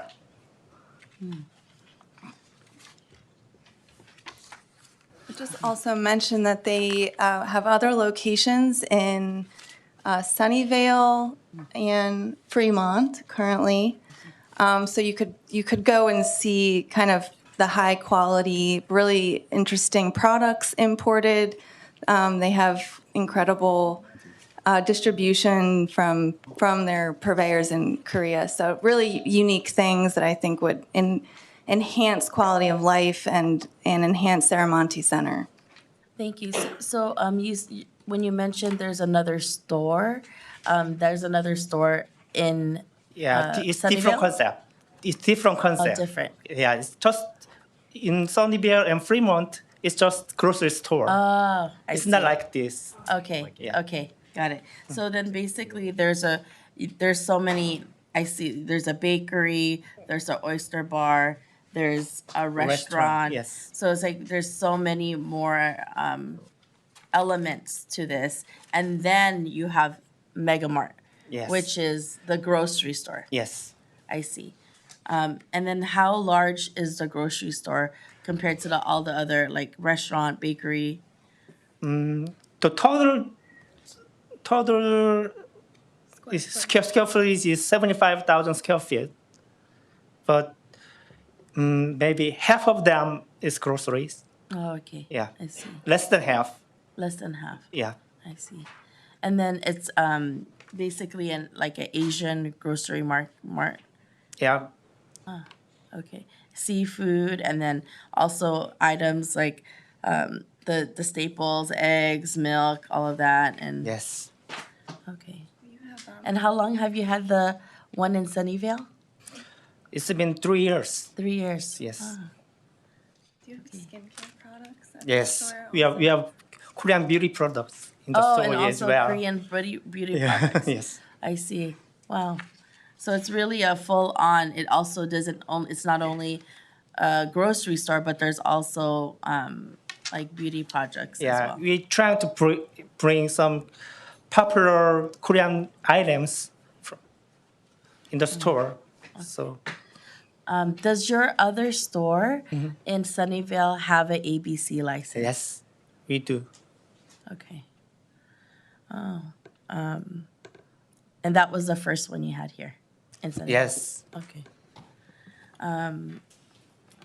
So I guess this is a question that we've asked in the past from folks that have asked us for ABC license and exception or whatnot, is what is the percentage of like what you're selling as far as that's going to be alcohol in percentage to your grocery store? And I know we're asking you this off the top of your head, but it's a question that I think is important to understand. Alcohol products, yeah, we sell that less than 2%. Less than 2% Yeah. out of the grocery store. Yes. Okay. Even in Sunnyvale, less than 2%. Yes. Okay. Okay. Thank you. Thank you. Well, it's very exciting to see your concept. This is the first time I've seen your concept. Even though it's how many slides, it looks like it's a lot of different elements that you're bringing forth. Because when I look at this and I just see a Mega Mart grocery store, it looks like it's just a grocery store, you know? But it looks like it's a whole concept that you're bringing forth. Yes. And so I think I like the concept. I know we're here today to approve your license for ABC, and that's why I asked the specificity on those questions.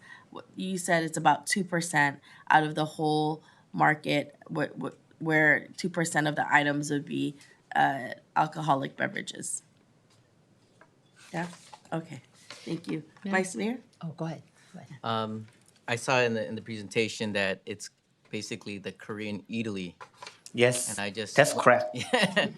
And Italy is very nice. I was just there like last week, and I was thinking about when I went into the restaurant. I was like, wouldn't it be great to have something like that in Daly City? But it's Korean, and I love it. My question is, because we're selling alcohol, can you provide what type of alcohol will you be selling? Well, mostly soju. That's the popular Korean alcohol. And makgeolli. Okay. It's like sake. Yeah, we don't sell the whiskey or those things. We only sell Korean soju, makgeolli, sake, and beers. Maybe some wines. That's all for me. Thank you, Vice Mayor. Councilmember Peña. So first of all, thank you for bringing these. It makes it easier to understand what your concept is. And I was looking at the layout, and it's like almost like a small town, you know? Yes, like that's you what get I'm trying to do. So I'm seeing your restaurants in the center, and then everything else is there. So like as you would go to a small town and go to different places. Yes. I can see how interesting that is. With regards to your other locations, have you had any issues with regards to alcohol, the youth, or anything like that? I mean, at like Fremont, or I'm looking at Sunnyvale here. Have you had any issues? No, not at all. Okay. Did you want to? And so you were mentioning that you're looking at 2 licenses. So your first Yes. one would be to start out, and then you would expand it to it, because you wouldn't. Maybe I'll speak to this Yeah, because sure. I'm his ABC. Because I'm looking at this whole thing. Are you going to just The start? Type 21 currently covers the entire area because we haven't applied for the Type 47 yet, which is the restaurant that will be within it. So they're The one in the middle? That's right. So they Okay. won't overlap. The restaurant license will be within it, kind of like a donut. But they'll all encompass the same total area. Okay. No, thank you.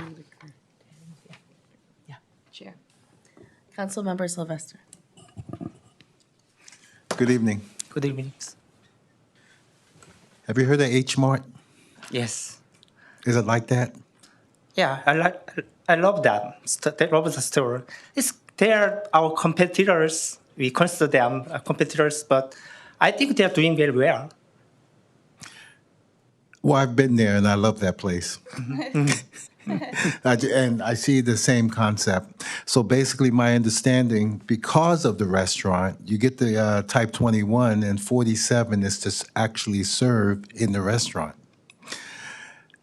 As per the staff report, there is an abundance of this type of license. But I also feel, in reading the staff report, the proper training as to who you can sell to, the training of employees, and you just mentioned the type of beer, wines, and spirits. And what I took that to mean is it's more of a culture. Yes. Basically the Korean culture. And I think this is something that we definitely need here. So I just wanted to clarify those couple of issues. And I thought it was only 26,000 square feet. Now it's 75,000 square Yeah. feet? Wow, that's pretty big. Yes. That is very big. And I'm going to dread going to ceremony at Christmas time because I know it's going to be crowded. And the liquor portion, the sales of liquor is 100 square feet, Yes. 75,000. Yes. Okay, very good. Well, thank you, and thank you for the presentation. I have no further questions. sir. Thank you very much, Councilmember Sylvester. Councilmember. Yeah, thank you. Hi, and welcome. We'll say y'all. Thank you. Love Korea. But I've been to South Korea before. Love it. But anyway, the only question is that you were saying it's only 100 feet for the display, so it won't be like a huge display, because I know Korea is very, and some of the way everything's done is very nice design. So again, I have to agree with Mr. Sylvester. This is something culturally that we really is welcoming, especially in this community. I think that it'll be a good fit for all of us here, and definitely welcoming in Daly City, and thank you for wanting to do business here. And I think I see the police reports that he referred to, and I know that you already know that a lot of youth hang out at the mall, you know, the Ceremony Mall. So you'll probably, hopefully have a program in place, like Mr. Sylvester, and work with our police department and maybe design something, because it is a different kind of culture when you come to the Ceremony Mall, where the youth all hang out and they go to Dave and Buster's, and they might go from Buffalo Wings and come over to your place, and maybe they've already drank something over there, and then they come to your place already, right? So you'll be able to hopefully, is there any way lawfully that you can, I guess, who would answer that? Maybe city attorney, that you control that, or to our police? Say that you see somebody inebriated and they come into your Mega Mart, but they're already inebriated. They're already are really kind of like, we already know that they're inebriated. Are they able to not sell them something based on their behavior, or that they've already displayed alcohol? Chief? Like if somebody in your restaurant said, oh, wait, that person's had too much alcohol. I will mention there's a new, oh, I'm sorry, do you want to? Okay, there's a new statewide requirement for on-sale licensees. So at least everybody working within the Type 47 area will need to be responsible beverage server certified, and it covers a lot of those types of issues. So they'll be training, they'll have to pass a state test in order to be compliant. Right, so they're able to refuse, hopefully. Yeah. Go ahead, Chief. There are ABC laws and whatnot that do apply to not serving somebody that's obviously intoxicated. It opens up the business to liability and also losing their ABC Right. license as well. So the yes. people will be trained, they'll be able to recognize that. And then, of course, our officers are always available. I mean, not that you're gonna have trouble here or anything, but youth get a little like Buffalo Wings, and then they go from the Buffalo Wings to the Dave and Buster's, and then they come see you, right? And then they probably don't realize that, but we don't want them in a car driving or anything. As long as you're able to yourself in your own establishment. And like he said, you don't want any of that in yours anyway, as she alluded to. That's perfect. Thank you, Chief. Thank you. Thank you, Mayor. Thank you. No other questions or comments? No, I just gonna just make a quick comment, in just that as I look at this, and I'm guessing because you're smiling too, you don't anticipate too much of what you're looking at and what you're offering. It's not where somebody's going to a bar and going to drink. You know what I mean? Like you would go to another location specifically. It looks like it's more of a destination. Yes. Right, and an experience. So I would hope that that would lend itself to not a lot of drinking. Yeah, and it just seems like that. But anyway, that's it. Thank you. People's health, so don't drink. You don't drink. We don't recommend drink a lot. Just sip. To drink. Yeah, to eat and drink. You can do that as well, to drink, but right? it's great experience. Yeah, to have the Korean drink it's made from rice, so it's good for your health, but not many drink. Understood. Thank you. I think it was very helpful to have your concept shown to us. I think just without this, we would just think, oh, okay, it's a grocery store. But seeing the concept that you have is very helpful, and even understanding the layout where the wine and liquor will be, and just the percentage of space given to that. I think it's very exciting, your concept.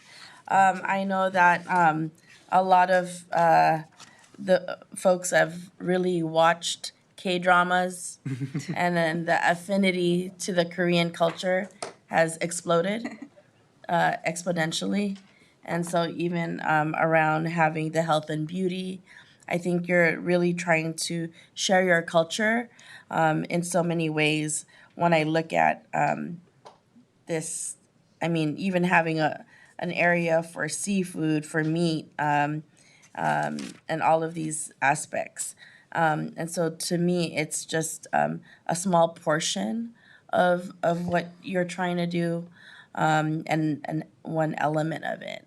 And given the fact that you have had other stores before, and you have had those licenses there, I think, the main concern, I think I echo, like with my colleagues, is really around the safety of it and understanding that alcohol is involved, but hearing kind of the layout and seeing what you provided for us, that it's not the focal point, but a part of it, right? Food is in the center, and all of that, and it's just being part of your grocery store. I think one question, I mean, and I will bring up because as far as signage for like liquor or whatnot, like the items that you have, are you gonna have any of that displayed outside?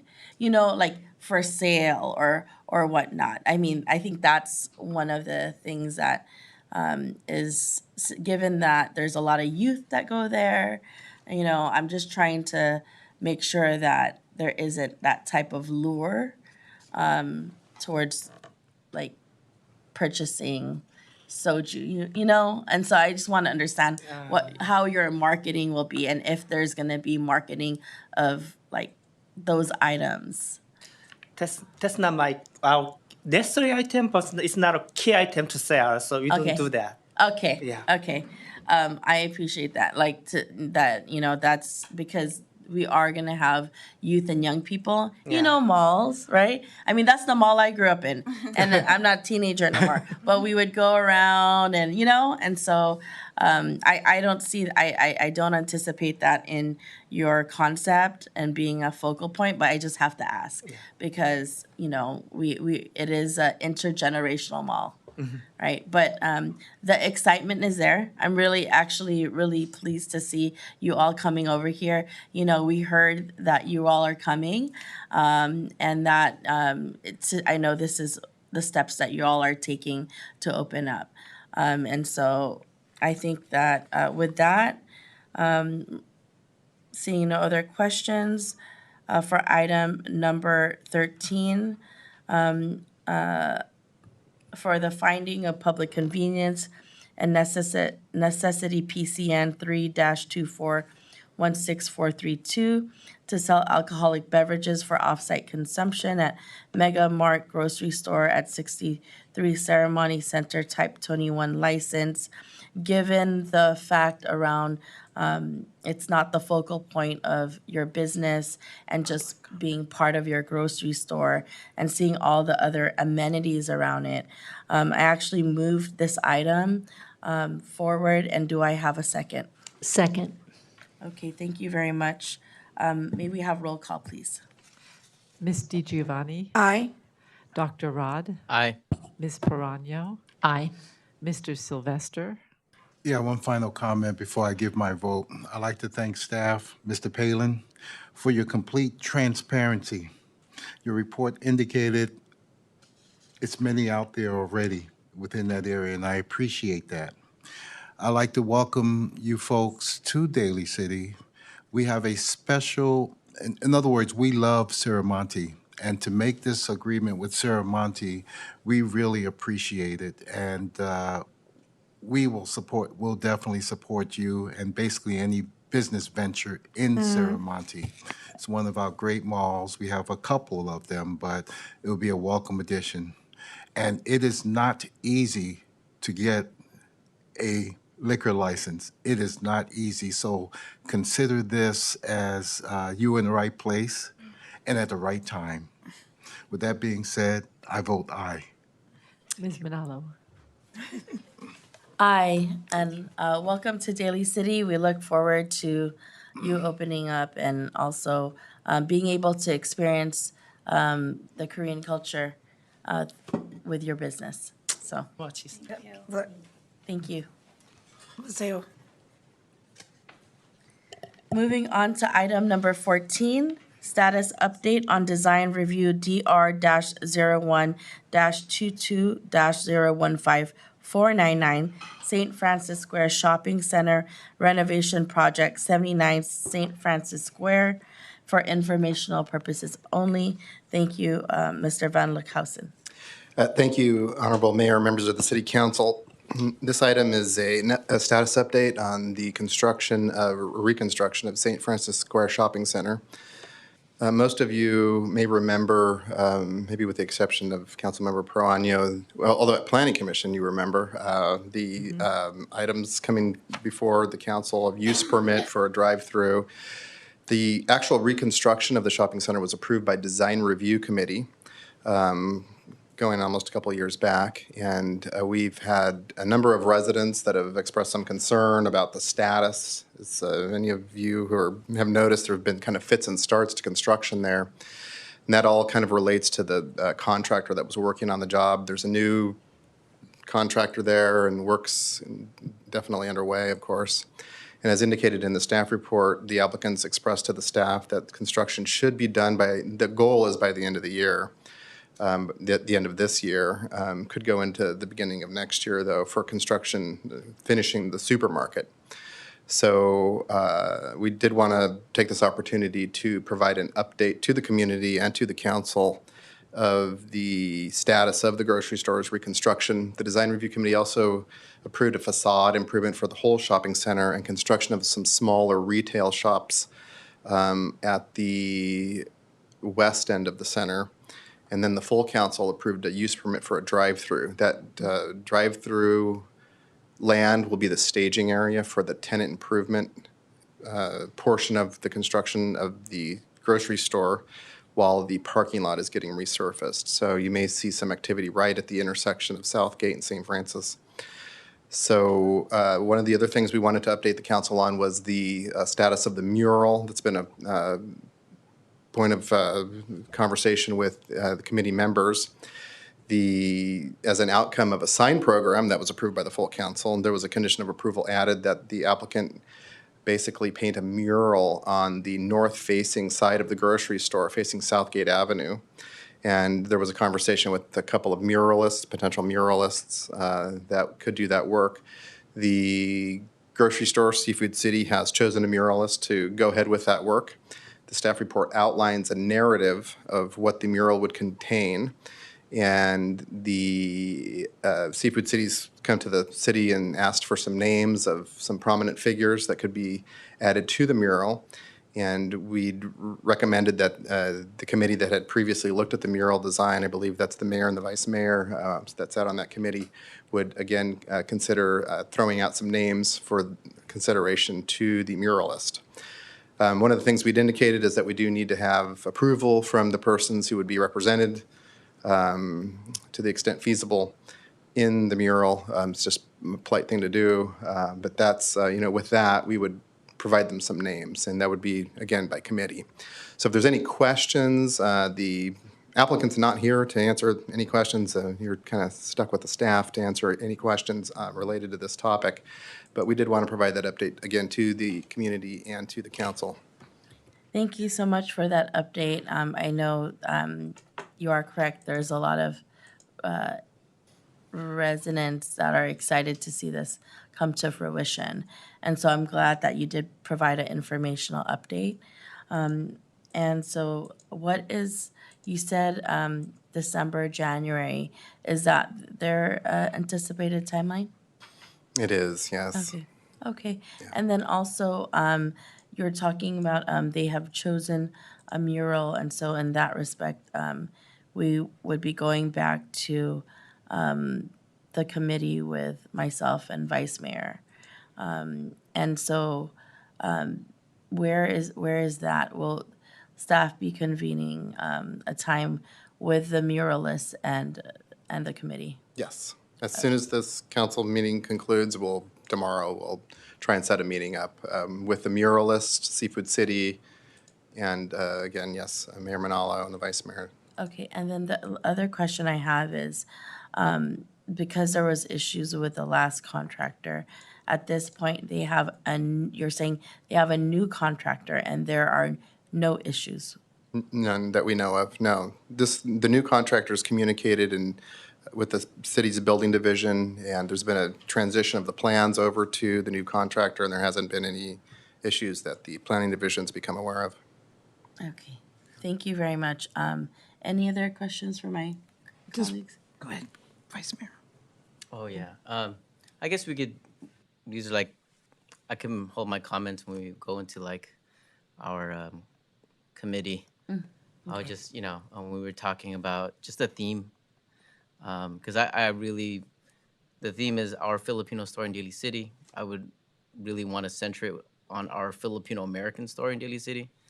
Those are just small, minor details, but I think it also speaks to a greater volume of setting the tone or the theme of what the art or what the mural will look like. Thank you, Vice Mayor. Councilmember Dujouan. Thank you. Just real quick, so this new contractor, is it a signatory contractor? Or is it, like? It's a whole new contractor, replace the old one. It's a, pardon? It's the whole new contractor, replace Yeah, the old. but is it signatory? Like, do they use labor? Like labor unions and fair wages and, I honestly don't know the answer to that question. so we might want to look into that. Well, the building's already under construction, so it's kind of I mean, they're going to put the roof on, I've been told, later this month. So this contractor's been selected. The city doesn't really have any sort of say in what who the contractor is. They've been hired. They're working there today and tomorrow, and So to our committee members, maybe when you guys get in there, you might want to suggest that they look into labor. Thank you. Thank you, Michael, for a great report. You're welcome. Thank you very much. Any questions from my colleagues? Seeing none, moving on to, thank you so much. You're welcome. Thank you. To item number 15. Item number 15, approve exception to the 180-day waiting period to hire a CalPERS retired annuitant, Betsy Sobel, in accordance with the Government Code Sections 7522-56 and 21224. Good evening, Honorable Mayor, members of the City Council. So the ECD department would like to employ Betsy Zobel on a part-time basis to provide her expertise. She retired on August 7th, and it's been a big loss already. But with the vacancy in that division, we desperately need some help. And there were some very critical projects Betsy can provide her input on that are a little bit outside of what the housing division always does. One of the main ones is being a project manager for the childcare and early learning facility that the city has taken on. That was a dear project to her, and it requires a little bit of expertise that's kind of out of the day-to-day activities does. Also, as you recall, the housing division has also moved to transition from our traditional in-house rehab program to a contract with Habitat for Humanity. That's taken a little bit longer to get up to speed, but we would like to use Betsy's expertise on, her 27 years of working in the rehab program. So that is the reason for our urgent request to have her come back before the 180-day typical waiting period for a retired employee. So attached to your staff report is a resolution that would, the council could consider, that will permit the city to reemploy Betsy Zobel on a temporary part-time basis. If it is approved, she could be back as early as September 3rd. And with that, I'm open to available for any questions. Thank you so much, Tatum, for this item. Oh my goodness, congratulations, Betsy, on your retirement. But we need you, so you're coming back. But yeah, thank you. So, I just want to say thank you to her that for all the decades of work she's given, but understanding the projects that we have on hand, most especially the child care center that's going to be on our city land. And so I think that's something that we know is at a top of our priority, most especially infant, toddler age groups that are going to be with Peninsula Family Services in regards to just having affordable childcare. And so, not just quite yet. I know she probably wants to go, but I'm glad that she's willing to support until needed. And so with that, the question I have is, she starts part-time, and have you parsed out kind of what that entails? I mean, I know that the project for the childcare, what's the anticipated timeline for that? Where are we? I was just trying to understand, given that I know she's obviously wanting to retire. That's correct. Yeah, so that's actually one of the reasons why this is so critical for this to happen before the 180-day waiting period. A lot of what the Housing Division does with CDBG, and particularly with the Child Care Center, is there's spending deadlines. So, when there's some other things, you can have little fudge factors here and there, but there's hard and fast spending deadlines. And so we don't want to lose all the amazing funds that we've been given for this project.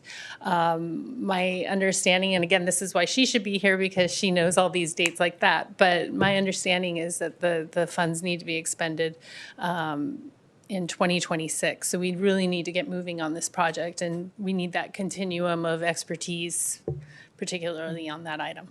Okay, thank you. And this is project management in regards to the building of the child care? Yes, so where the project's sitting right now is we have a professional services agreement with an architect to do design work, and so we need to start working through the design of the facility and then putting the funding sources together. Okay. Thank you very much for clarification. Okay. Thank you. Any other questions or comments? Seeing none? Okay. Move to approve the exception to the 180-day waiting period to hire CalPERS retired annuitant Betsy Zobel in accordance with Government Code Section 7522.56 and 21224. Have a second? Second. Thank you very much. May we have roll call, please? Ms. DiGiovanni? Aye. Dr. Rod? Aye. Ms. Perano? Aye. Mr. Sylvester? Before I give my vote on the whereas statement on the resolution, paragraph number 6, you have a spelling error, and if you can correct that, Absolutely. the city council hereby appoints Betsy Zobel Las an extra help. I guess it's an extra L in there. See it? Whereas section number 6. Whereas statement number 6. Oh. You have LAS. LAS. The city requires extra help to perform a specialized skill for a limited duration. One, two, three, four, five, six. Six whereas statement. Give an extra L. So you have las instead of as. I'm not seeing it, but Okay. we'll definitely, All right, thank you very I'll much. mark that paragraph. My vote is aye. Thank Okay, you. thank you. Ms. Thank Manalo? Aye, thank you very much. Moving on to item number 16, second reading of the ordinance number 1473, amending zoning ordinance, plan development standards for PD8-B. Attorney Rose Zimmerman. Thank you, Madam Mayor and members of the City Council. This item came before the council by way of an introduction of an ordinance number 1473. This is on the agenda this evening for a second reading on the adoption of the ordinance. Thank you very much. Move to approve item number 16. Do I have a second? Second. Thank you very much, Vice Mayor. May we have roll call, please? Ms. DiGiovanni? Aye. Dr. Rod? Aye. Ms. Perano? Aye. Mr. Sylvester? Glenn Sylvester, aye. Ms. Manalo? Aye, thank you very much. Moving on to item number, we're at council, boards and appointments. Do any of my colleagues have any appointments? At this time, may I? On the Arts and Cultural Commission, I have Nancy Rodriguez. It looks like she hasn't been reappointed, 2022, so I'd like to move to have that happen. Okay, second. And let's have roll call, please. Ms. DiGiovanni? Aye. Dr. Rod? Aye. Ms. Perano? Aye. Mr. Sylvester? Glenn Sylvester, aye. Ms. Manalo? Aye, thank you very much. Thank you so much. Thank you. Any other boards or commissions? Seeing none, moving on to council committee reports. Are there any council committee reports, please? Seeing none, no council committee reports? Okay, moving on to city council reports. I wanted to share with everyone that I did join an event that Supervisor David Canepa hosted, Loneliness to Light, really just how pets really bring forth the support to end isolation. And it was at the Peninsula Humane Society. But that was really wonderful. I know that I saw a council member Perano there at that event. And then also Kappa Cultural Center Youth Internship. They did a meet and greet here at City Hall. I was able to show them the council chambers, and they had questions around just civics and understanding how government worked. So I want to thank the city manager, staff, Leilani for supporting in that. It's really also wonderful to bring in young people. I told them, a lot of them were younger or in high school or college. But I remember my first time coming to this city hall, and I was already probably a second year in college, And so for them to be able to see the spaces where we make decisions, I thought that was really wonderful, because we always want our city government to be the connection back to community. And being able to do that with Kappa Cultural Center was great, especially with their inaugural youth internship. So it's their inaugural youth internship. Also attended the premiere of Pursuit Against Time with the Filipino World War II veterans. And this documentary really highlighted the stories of the Filipino World War II veterans who were deemed inactive in 1946 by U.S. Congress, even after they fought in World War II. But it just really shows how they moved to the Bay Area with no family in their mid 70s because they wanted to come here and also bring their families over. But it brought me back to my youth organizing days because that was about, oh my goodness, 20 years ago. And it is something that we should never forget their stories and to share those stories with the next generation because they also fought for our freedom. And even in their elderly age, had to fight for recognition that they ultimately deserved. And then PBRC with Positively Filipino, they hosted and sponsored an empowerment and self-defense class by Impact Bay Area. And so that was really great to see intergenerational, both young and old, learn techniques, especially nowadays. I think it was helpful for them to understand situational awareness, really being able to utilize their voice in certain circumstances, and really ways for self-defense and also empowerment. And then also we had right here and outside the inaugural Samoan and American flag raising day for the first time here in the city of Daly City, and want to thank everyone, staff and everyone that came to celebrate right here at City Hall. And then also was able to welcome the youth for the Resilience and Power Youth Summer Conference at Skyline. So when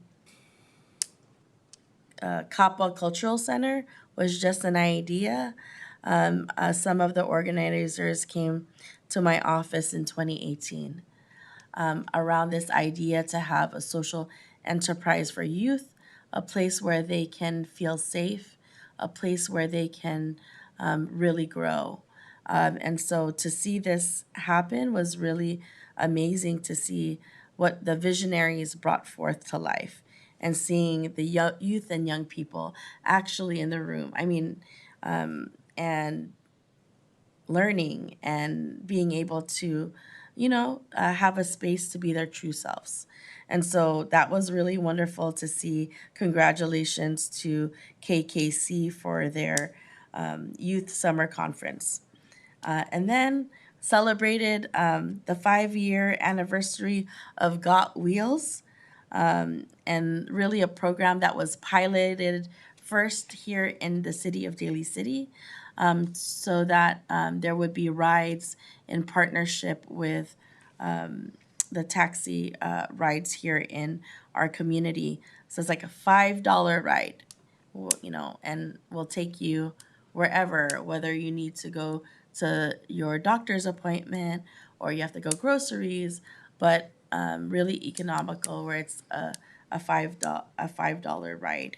And so I just remember when that was a pilot program, and I can't believe it's been 5 years. And so celebrating that with Peninsula Family Services was really wonderful. And then also the Daly City Colma Chamber of Commerce had their mixer right there at Hampton Inn. And it was really wonderful to see a room filled. I think the whole lobby was filled with business owners to community members. It just really shows that there is an energy towards really continuing to build our economic development here in Daly City. And then Family Resource Day happened across the street with Daly City Partnership. And that was really wonderful to see all of the resources with backpacks, even new shoes for the kids, and socks. Oh, and socks. And books. Yes, it was really, really great because we know when school time is approaching, every single thing counts as far as being able to get that backpack, shoes, or whatnot for the community.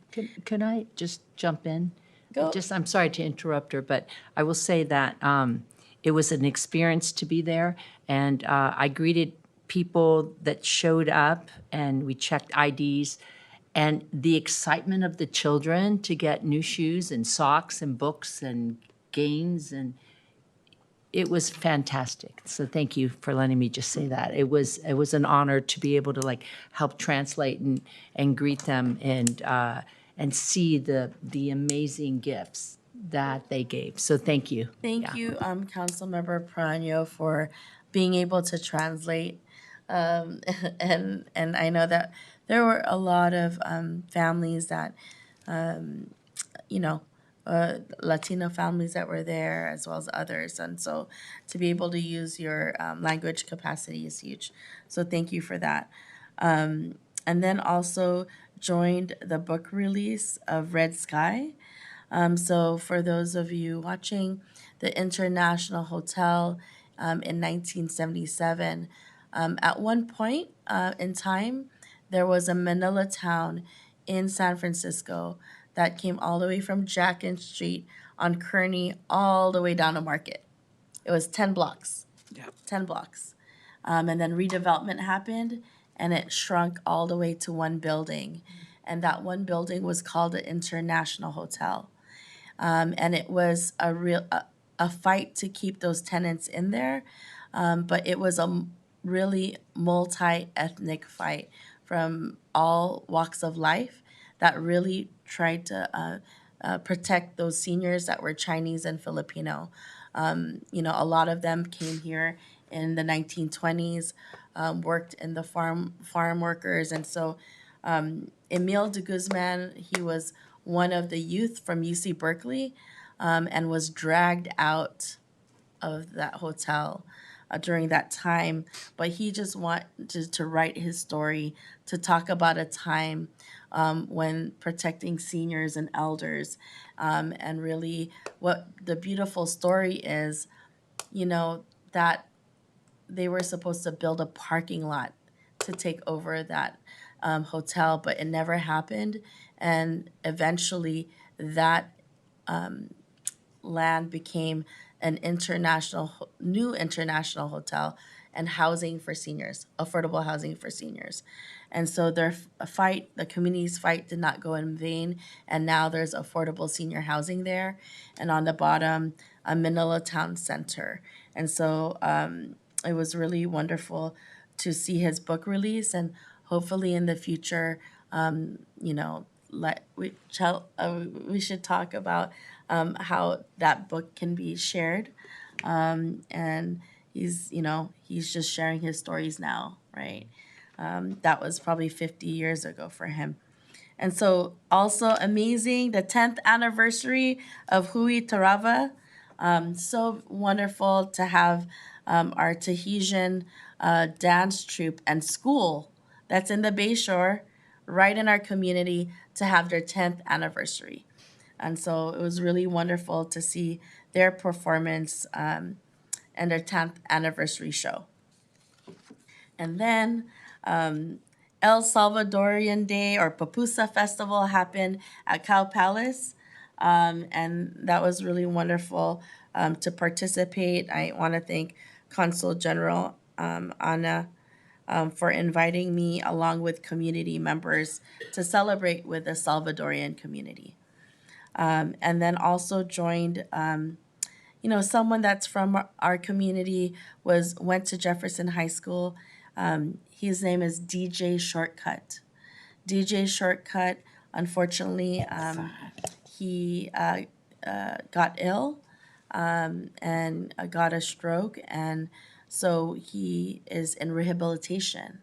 But the community got together, the DJ community, even the DJ, of course, that we honored, Mixmaster Mike, flew in, and a lot of DJ Qbert, all of these DJs came together, DJ Apollo, to be able to raise funds for his rehabilitation. And so we have continued prayers for his recovery and with DJ's Shortcut. And that was just wonderful to see the community come together for him. And then I wanted to also thank everyone. I want to acknowledge Bonnie and also all of acting Chief Christensen and all of your staff for being able to have an amazing national night out. I know the sun came out that time. I mean, someone went to me, "Oh my gosh, Justin, Mayor, it's so cold." I'm like, "No, have you been here the other years before?" Because it's actually a lot colder. But the blue skies was amazing. I know that we had, all our emergency personnel, our firefighters, our recreation, our wastewater, libraries. I think, all of our city departments try to support such an amazing event to be able to really bridge community together. And you saw that people stayed until the end. And I just want to acknowledge just the, work, having our veterans there. It was, I would say, an amazing national night out to be in community. So I wanted to say thank you to all the hard work that you all put together. And then also joined the Centennial City Council meeting of Colma, not ours, our neighbors next door. And so, those are the town of Colma is our neighbors and friends next door. But to celebrate 100 years is no small feat. And so it was really wonderful to celebrate with all of them as well. And one thing I also wanted to share with everyone, which is a huge milestone for our Daly City community, is the Jefferson Elementary School District staff housing. We in Daly City, along with our partners with the district, are leading the way across the nation, meaning we have been really intentional around looking at staff and workforce housing, and so proud to be on a council where we have approved, staff and teacher housing for our high school teachers, and now staff and teacher housing for our elementary school teachers. And so that was a really monumental moment for our community because it signals, how we need to have our community, our workers remain and have quality education for our youth and young people. And I think, I have to ask maybe the city clerk this and history, but I officiated a wedding here at City Hall at our circular area. What would we call that? The rotunda. And so I got to marry a couple there, and someone mentioned to me, they've never seen like a wedding ceremony in that area. And so I just want to check to see with, city clerk or whatnot, but it was really wonderful to officiate a wedding right here at our city hall. I just wanted to share that. It was on 8/8, and if you calculate 2024, it's actually also 8. So they consider in the Asian community a very lucky number, 888. And so that was really wonderful. And I also wanted to say huge thank you to all of those that were involved. So Pistahan Parade is the largest parade on the West Coast for the Filipino community. And so the city of Daly City participated, and it was just wonderful. I just want to thank you to all the staff and residents that joined the 31st annual Pistahan Parade. And so I want to say thank you to everyone that did join that parade. Our neighbors in South San Francisco were the Grand Marshals over there. It was really Floor and Mark were the Grand Marshals. And then also, if those of you don't know, the executive chef, Chris Comerford, who served 5 presidents, was actually a celebrity Grand Marshal, meaning she was the executive chef for Bush, executive chef for Obama. I mean, for 5 presidents, and she just, she actually just retired. And so when we were announcing her, Mayor Breed mentioned to me, actually, she served 21 presidents because when APEC was here in San Francisco, she did like this huge diplomat dinner for 21 presidents. And so just wanted to say she was able to join us here from Washington, D.C. And then also just wanted to mention our inaugural Hip Hop Day was really, really amazing. The history of breakdancing, the history of DJs, but along with that is breakdancing. A lot of that history started at the War Memorial, when the War Memorial didn't look like the War Memorial, and they had that curve-shaped ramp. That was a ramp. That was a high ramp. But it was really wonderful to bring back the DJs, to bring back breakdancing. And really, we're at a time where youth was looking for something positive to do. During that era, there was a lot of gangs, but hip hop really brought the youth and young people an opportunity to express themselves in a positive light through music. And I think it was mentioned, we are the first city be able to do a hip hop Hall of Fame on the West Coast. Oh, word. Oh, at least in the county. So we have started a hip hop Hall of Fame, and we honored DJ Swift Rock, Brian Lucas, who went to Jefferson High School, and he won a world championship in 1998. World championship, and came from Jefferson High School. But we paid tribute to him because he is posthumously because he had already passed. But it was his mother and brother were there, also just the elements of hip hop breakdancing. I know that Vice Mayor Das Magwal and Council Member Praño were there. But I think, I also brought my children because you don't see that anymore. You don't see and those watching, actually, the Olympics for the very first time had breakdancing as Olympic sport, And so a lot of reminiscing happened, and they said right here at War Memorial were a lot of those battles, DJ battles. And so thank you to everyone that did all their hard work for that.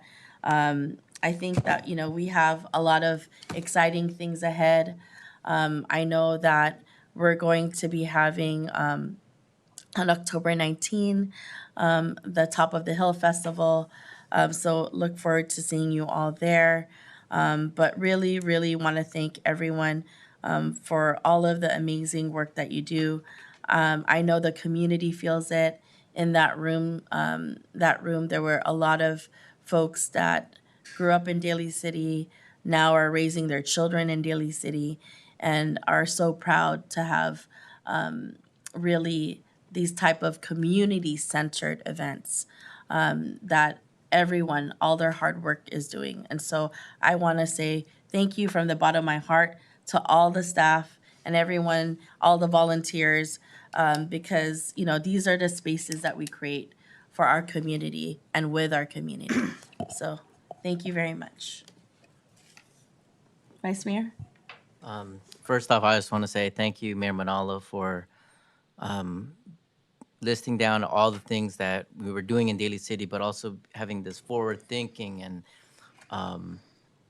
with the hip hop community and all the things that we've been doing over the past month.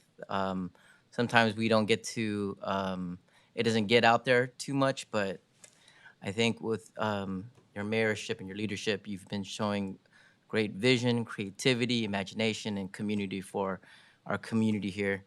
And thank you to the Park and Rec staff and all the folks that were involved with the Hip Hop Day. I just want to quote one of my favorite hip hop MCs. His name is KRS-One. He was saying, "We're not just doing hip hop, we are hip hop." So when folks are breakdancing or emceeing or DJing or graffiti writing, it's not just an activity, but it's part of their identity and it's part of their culture. And so that was an amazing, amazing day. It felt like a family reunion for me. And I also want to just thank Superintendent Tony Presta and JUHSD for allowing me to crash their opening day ceremony on August 5th. They had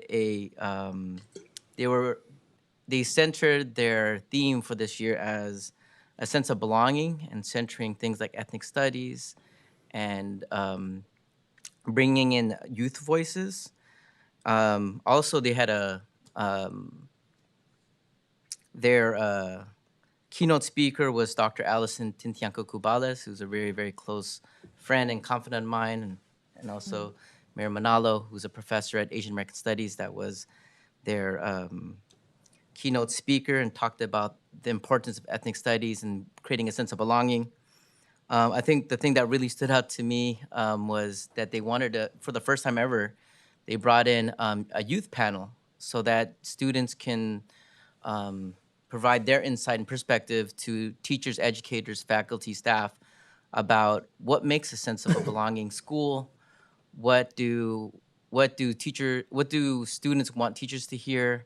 And so I just want to do a quick shout out to Dan Arzaga and Melissa Ambrose for facilitating and organizing this panel, but especially to the youth, Janine Manzana, who represented Jefferson High School, Lauren Brown and Edwin Duarte Guerra from Oceana, and my daughter, who represented Westmore High School, Amiana Das Magboal, who all provided their insight about ethnic studies, why it's important, how it's important to see themselves in the curriculum, but also a sense of belonging.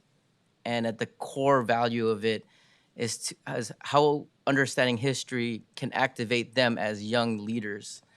And I don't know if it's just my daughter being out there, or I started getting choked up. I was like, started crying, and I was like, okay, I got to get out here. But also shout out to the JUHSD board. I saw Andy Lai there, Kalima, and Rosie out there. So thank you for letting me allowing me to just sit there and be a proud dad. Congratulations. Council member. Thank you. I'll make mine short, but I'd like to get a shout out also to start with American Samoan and Samoa. And I'd be remiss if I didn't say that Natalie, with your, I think it's your mother, your grandmother, who would have been here, but you were able to give her the video. So that was pretty special. And also Teresa Fapu is on our planning commission, and she was right in how one Samoan knows another Samoan. And I thought that was really beautiful. And she told me and Samoan some beautiful things about you, and to make sure we recognize that that culture exists in our city, and we embrace you and your culture and your family as well. And that was really beautiful. And for our National Night Out, of course, the best PD there is, Daly City. What can you say? They really know how to do it. We had the SWAT team. I got to give a shout out to Dixon. Of course, the chief too, and Brennan and everyone, Matthew. I mean, everyone that was there. Like she said, the veterans and Gateway Church. It's always a great community. And right, that sun did come out for the first time ever. And maybe it'll be there next year. Regardless, you're always there. It doesn't matter. And it was a beautiful sight, and people had a good time. The horses, CHP was there. We want to thank them as well. They always come and join us. Wastewater, someone told me, made a comment so that our city manager knows they got some great swag. And they also made a comment they liked the little ball, the game that they created with the little cups, Joshua. And they thought that was really cute. And some of them won prizes. So great shout out for that as well. Little Drippy running around in the costume. So it's fantastic. And then just a couple one, like it was already mentioned, but the Got Wheels. There's so much safety in the taxi cab.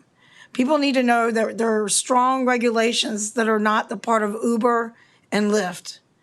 That's a very important message to send out, not because Sierra Cab is our, starts here and is here in Daly City. But it's so important people to know the regulations and the safety aspect. Because I remember the owner of Sierra Club always saying, why is it that U-Burn Lift doesn't have the same regulations? So it reassures that the seniors that get the Got Wheels, and I know there's a waiting list for Daly City. I'm hoping that we are able to look and see either we provide funds or someone else provides funds or however we can get funds to eliminate that waiting list. Because I think that, because I talked to Cherie and Moreno, and the list is getting longer, and we want to make sure that they're able to utilize such a great program now. I know we have 250 people, I believe it is, that are signed up for that. But to have a waiting list, that's a demand. So I think we need to meet that moment. And with my colleagues, I'm sure that support this program, however we can figure out how we can support it and to alleviate that. I think that this council is so supportive to our seniors. So I want to give a shout out to that one. And Resource Day, what can we say, Miss Director over here, Miss Denise, and our librarian, and everyone that was there. It was also a great day. Our PD's always there. It's they were able to show people the programs that we had. People were engaged in crafts, and I think that Councilmember Perano, that we saw all the crafts and things that they were offering. Always great. I like it because of the type of people that are there, and people are really utilizing it and seeking those particular types of resources. So that was really great. And there's many more, but for the sake of time, I'll leave it there. Huge ribbon cutting, JESD, teacher staff housing. I mean, we really put everything on the mat. Thank you to the school board for partnering with us and to our community members who approved it and voted for it so that they could get it done. It's really the community that voted for it and supported it. They should get the biggest shout out. So now that people are already moved in, we can move forward and they can have a roof over their head with our teachers and staff and see what happens next in providing what our community needs. So it's a great collaboration. I hope we continue to collaborate because that's where it's at and that's what for the community is, and with our partners in our city and the great staff that we have and our fabulous PD. So thank you very much, Mayor. Thank you very much, Council Member. I do want to acknowledge Reina Maefua. She is the one that had reached out in regards to having the inaugural American Samoan flag racing. So really through her reaching out. Definitely. I also wanted to say, Drippy, thank you, Drippy, for going all the way to San Francisco. And Drippy, that's a parade. And so it's not like cold Daly City. So I want to acknowledge Drippy for being there. Mr. Cosgrove. Because at the end of the parade, he was like, oh my gosh, you have to drink water, But the children really enjoyed it. There were children in the audience, and they really enjoyed seeing Drippy. And what we explained to others, they're like, is that the Daly City mascot? We're like, no, it's Drippy, because Drippy teaches everyone to conserve water. And they're like, yes. But I had to acknowledge that. But really, thank you, everyone. And I'm going to ask my other colleagues if there's any city council reports. Okay. Seeing none, thank you very much. We're going to move on to the end of our meeting. But before I do that, I want to ask our city manager, Tom Piccolotti, if there's any items that you'd like to share. Thank you, Mayor. I'll be brief. I was honored to be at most of the events that were mentioned, so those are all great events, and it just enhances the community, a lot of what we do. I was also at an event where I was honored to honor a couple colleagues of mine that retired over at Water. Jeff Bastian retired with close to 30 years of service, and then especially Kevin McCarthy with almost 45 years as was one of the longest, actually is, we checked the records, the longest serving Daly City employee in our history. So Kevin retired, so well-deserved retirement, and Jeff Bastian as well. So I just wanted to mention that. Thank you. Thank you so much, City Manager Piccolotti. You know, that is amazing. And that's why I had to say that during his, retirement. I'm like, wow, you have worked in Daly City longer than I've been alive. But I mean, that is pretty phenomenal. That was wonderful. And the support of the Daly City employees, you saw that. Everyone works together. And so thank you for that, and thank you for supporting at all the events as well, and your leadership, Mr. Piccolotti. And now we'll be moving towards the end of our meeting to honor in memory of those that we have lost. And so at this point, I call on to Vice Mayor Das Bagboal. Thank you, Mayor. I want to close in memory for one of my closest friends, Dr. Jonathan Jen Magat. And I just want to share just some words. It's not my words, it was written by my wife, Arlene, for a nonprofit that we're a part of. So it is with profound sorrow and a heavy heart to let you know that our beloved Dr. Jonathan Jen Magat passed away on Sunday, August 4th, 2024. Jonathan was more than a colleague. He was the heart and soul of Pinoy Pinay Educational Partnership family for many years, serving with passion and dedication as both a teacher and coordinator at our Philip Sala Burton High School site. To many of us, Jonathan was family. He was a confidant, our cheerleader, and our cherished friend. Our students lovingly called him Kuya Jonathan, a term that perfectly captured his role as a respected teacher and mentor.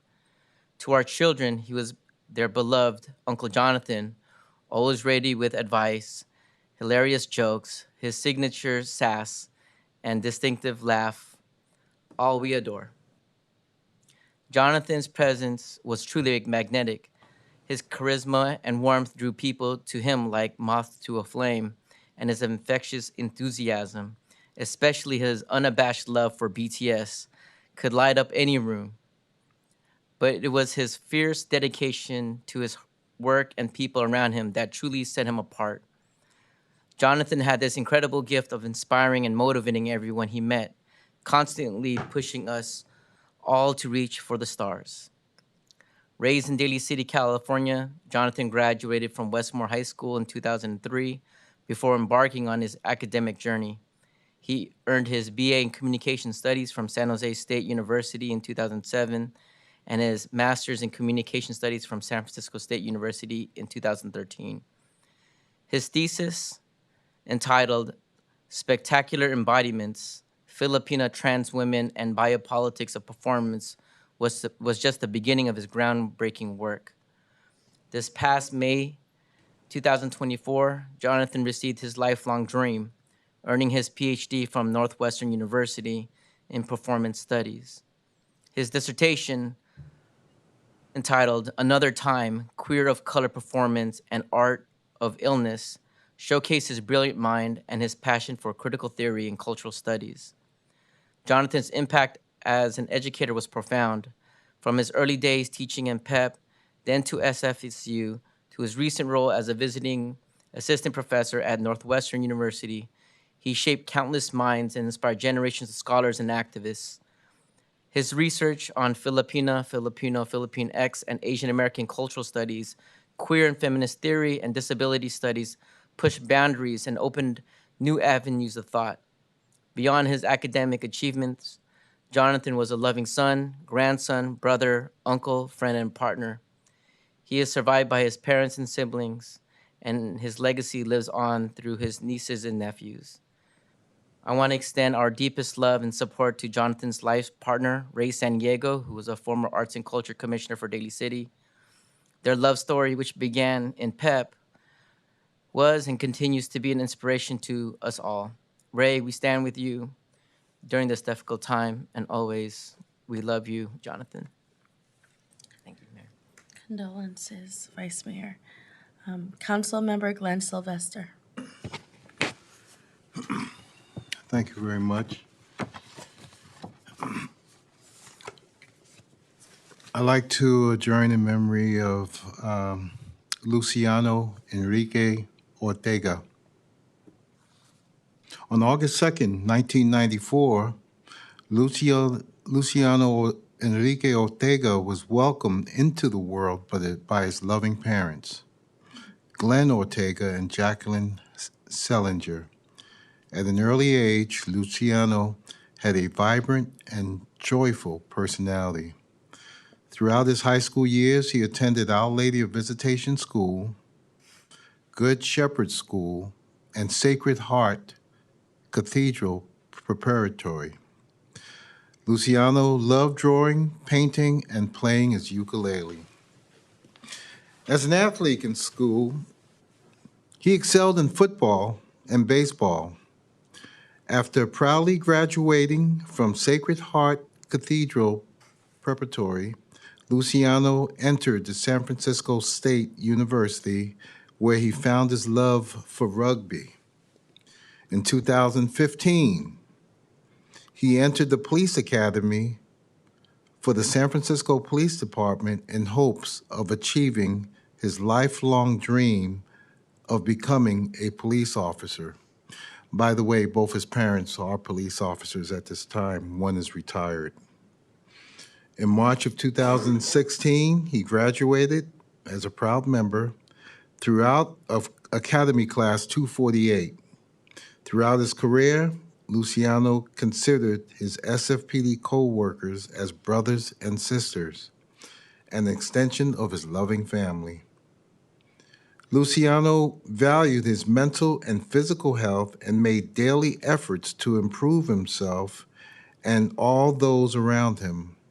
His compassion and empathy for the city of San Francisco and his community were the fuel of his service. Beyond the badge, Luciano found love with the most amazing woman, Cynthia Sanchez, and they were married on October 12th, 2022. Lou and Cynthia shared their amazing lives with their dog, son, Kingston, and together they enjoyed food, music, travel, dancing, deep conversations, and spending every minute with each other. Collectively, they were known in the real estate community as the Married Bay Area Realtors that created the most entertaining videos on Instagram. Among the joys and passions they shared, Lou and Cynthia were a dedicated uncle and auntie paired to their 4 nieces, Kenise, Tanaya, Toatasi, and Louisa, his namesake, until the date of his passing. Luciano was a loyal and loving husband, son, and grandson, and on July 28th, 2024, he left us. The Lord brought Luciano back to his kingdom so that he may guard us from above. The family extends their gratitude to the San Francisco Police Department, the San Francisco Police Officers Association, the San Francisco Fire Department, and EMS, the dedicated doctors at San Francisco General Hospital, and Mayor London Breed and the entire Bay Area community. Thank you. Thank you. Also, adjourn in memory for Gia Lopez, grandmother of Economic and Community Development Specialist Mabel Manio. From humble beginnings in the Philippines, Gia came from a musical family that thrived in the arts. She was an oddball that didn't like classical training and would learn music from hearing the cabaret across the way from her house. Experiencing war and being directly affected by the Bataan Death March She showed strength, love, faith, and understanding by being gracious to those during the times of the country's occupation. Gia married and was blessed with 10 children, known affectionately as Lola or Mommy. She embodied a blend of kindness, loving generosity, and a delightful touch of sass. Her love for her family and community shone brightly throughout her years. She was a beloved fixture and cherished pianist for St. Basil's Church, providing music that uplifted and inspired many. She is survived by her 9 children, several grandchildren, great grandchildren, and great great grandchildren. Gia's legacy lives on in the hearts of her family and the many lives she enriched through her music and loving presence. May we all have a moment of silence.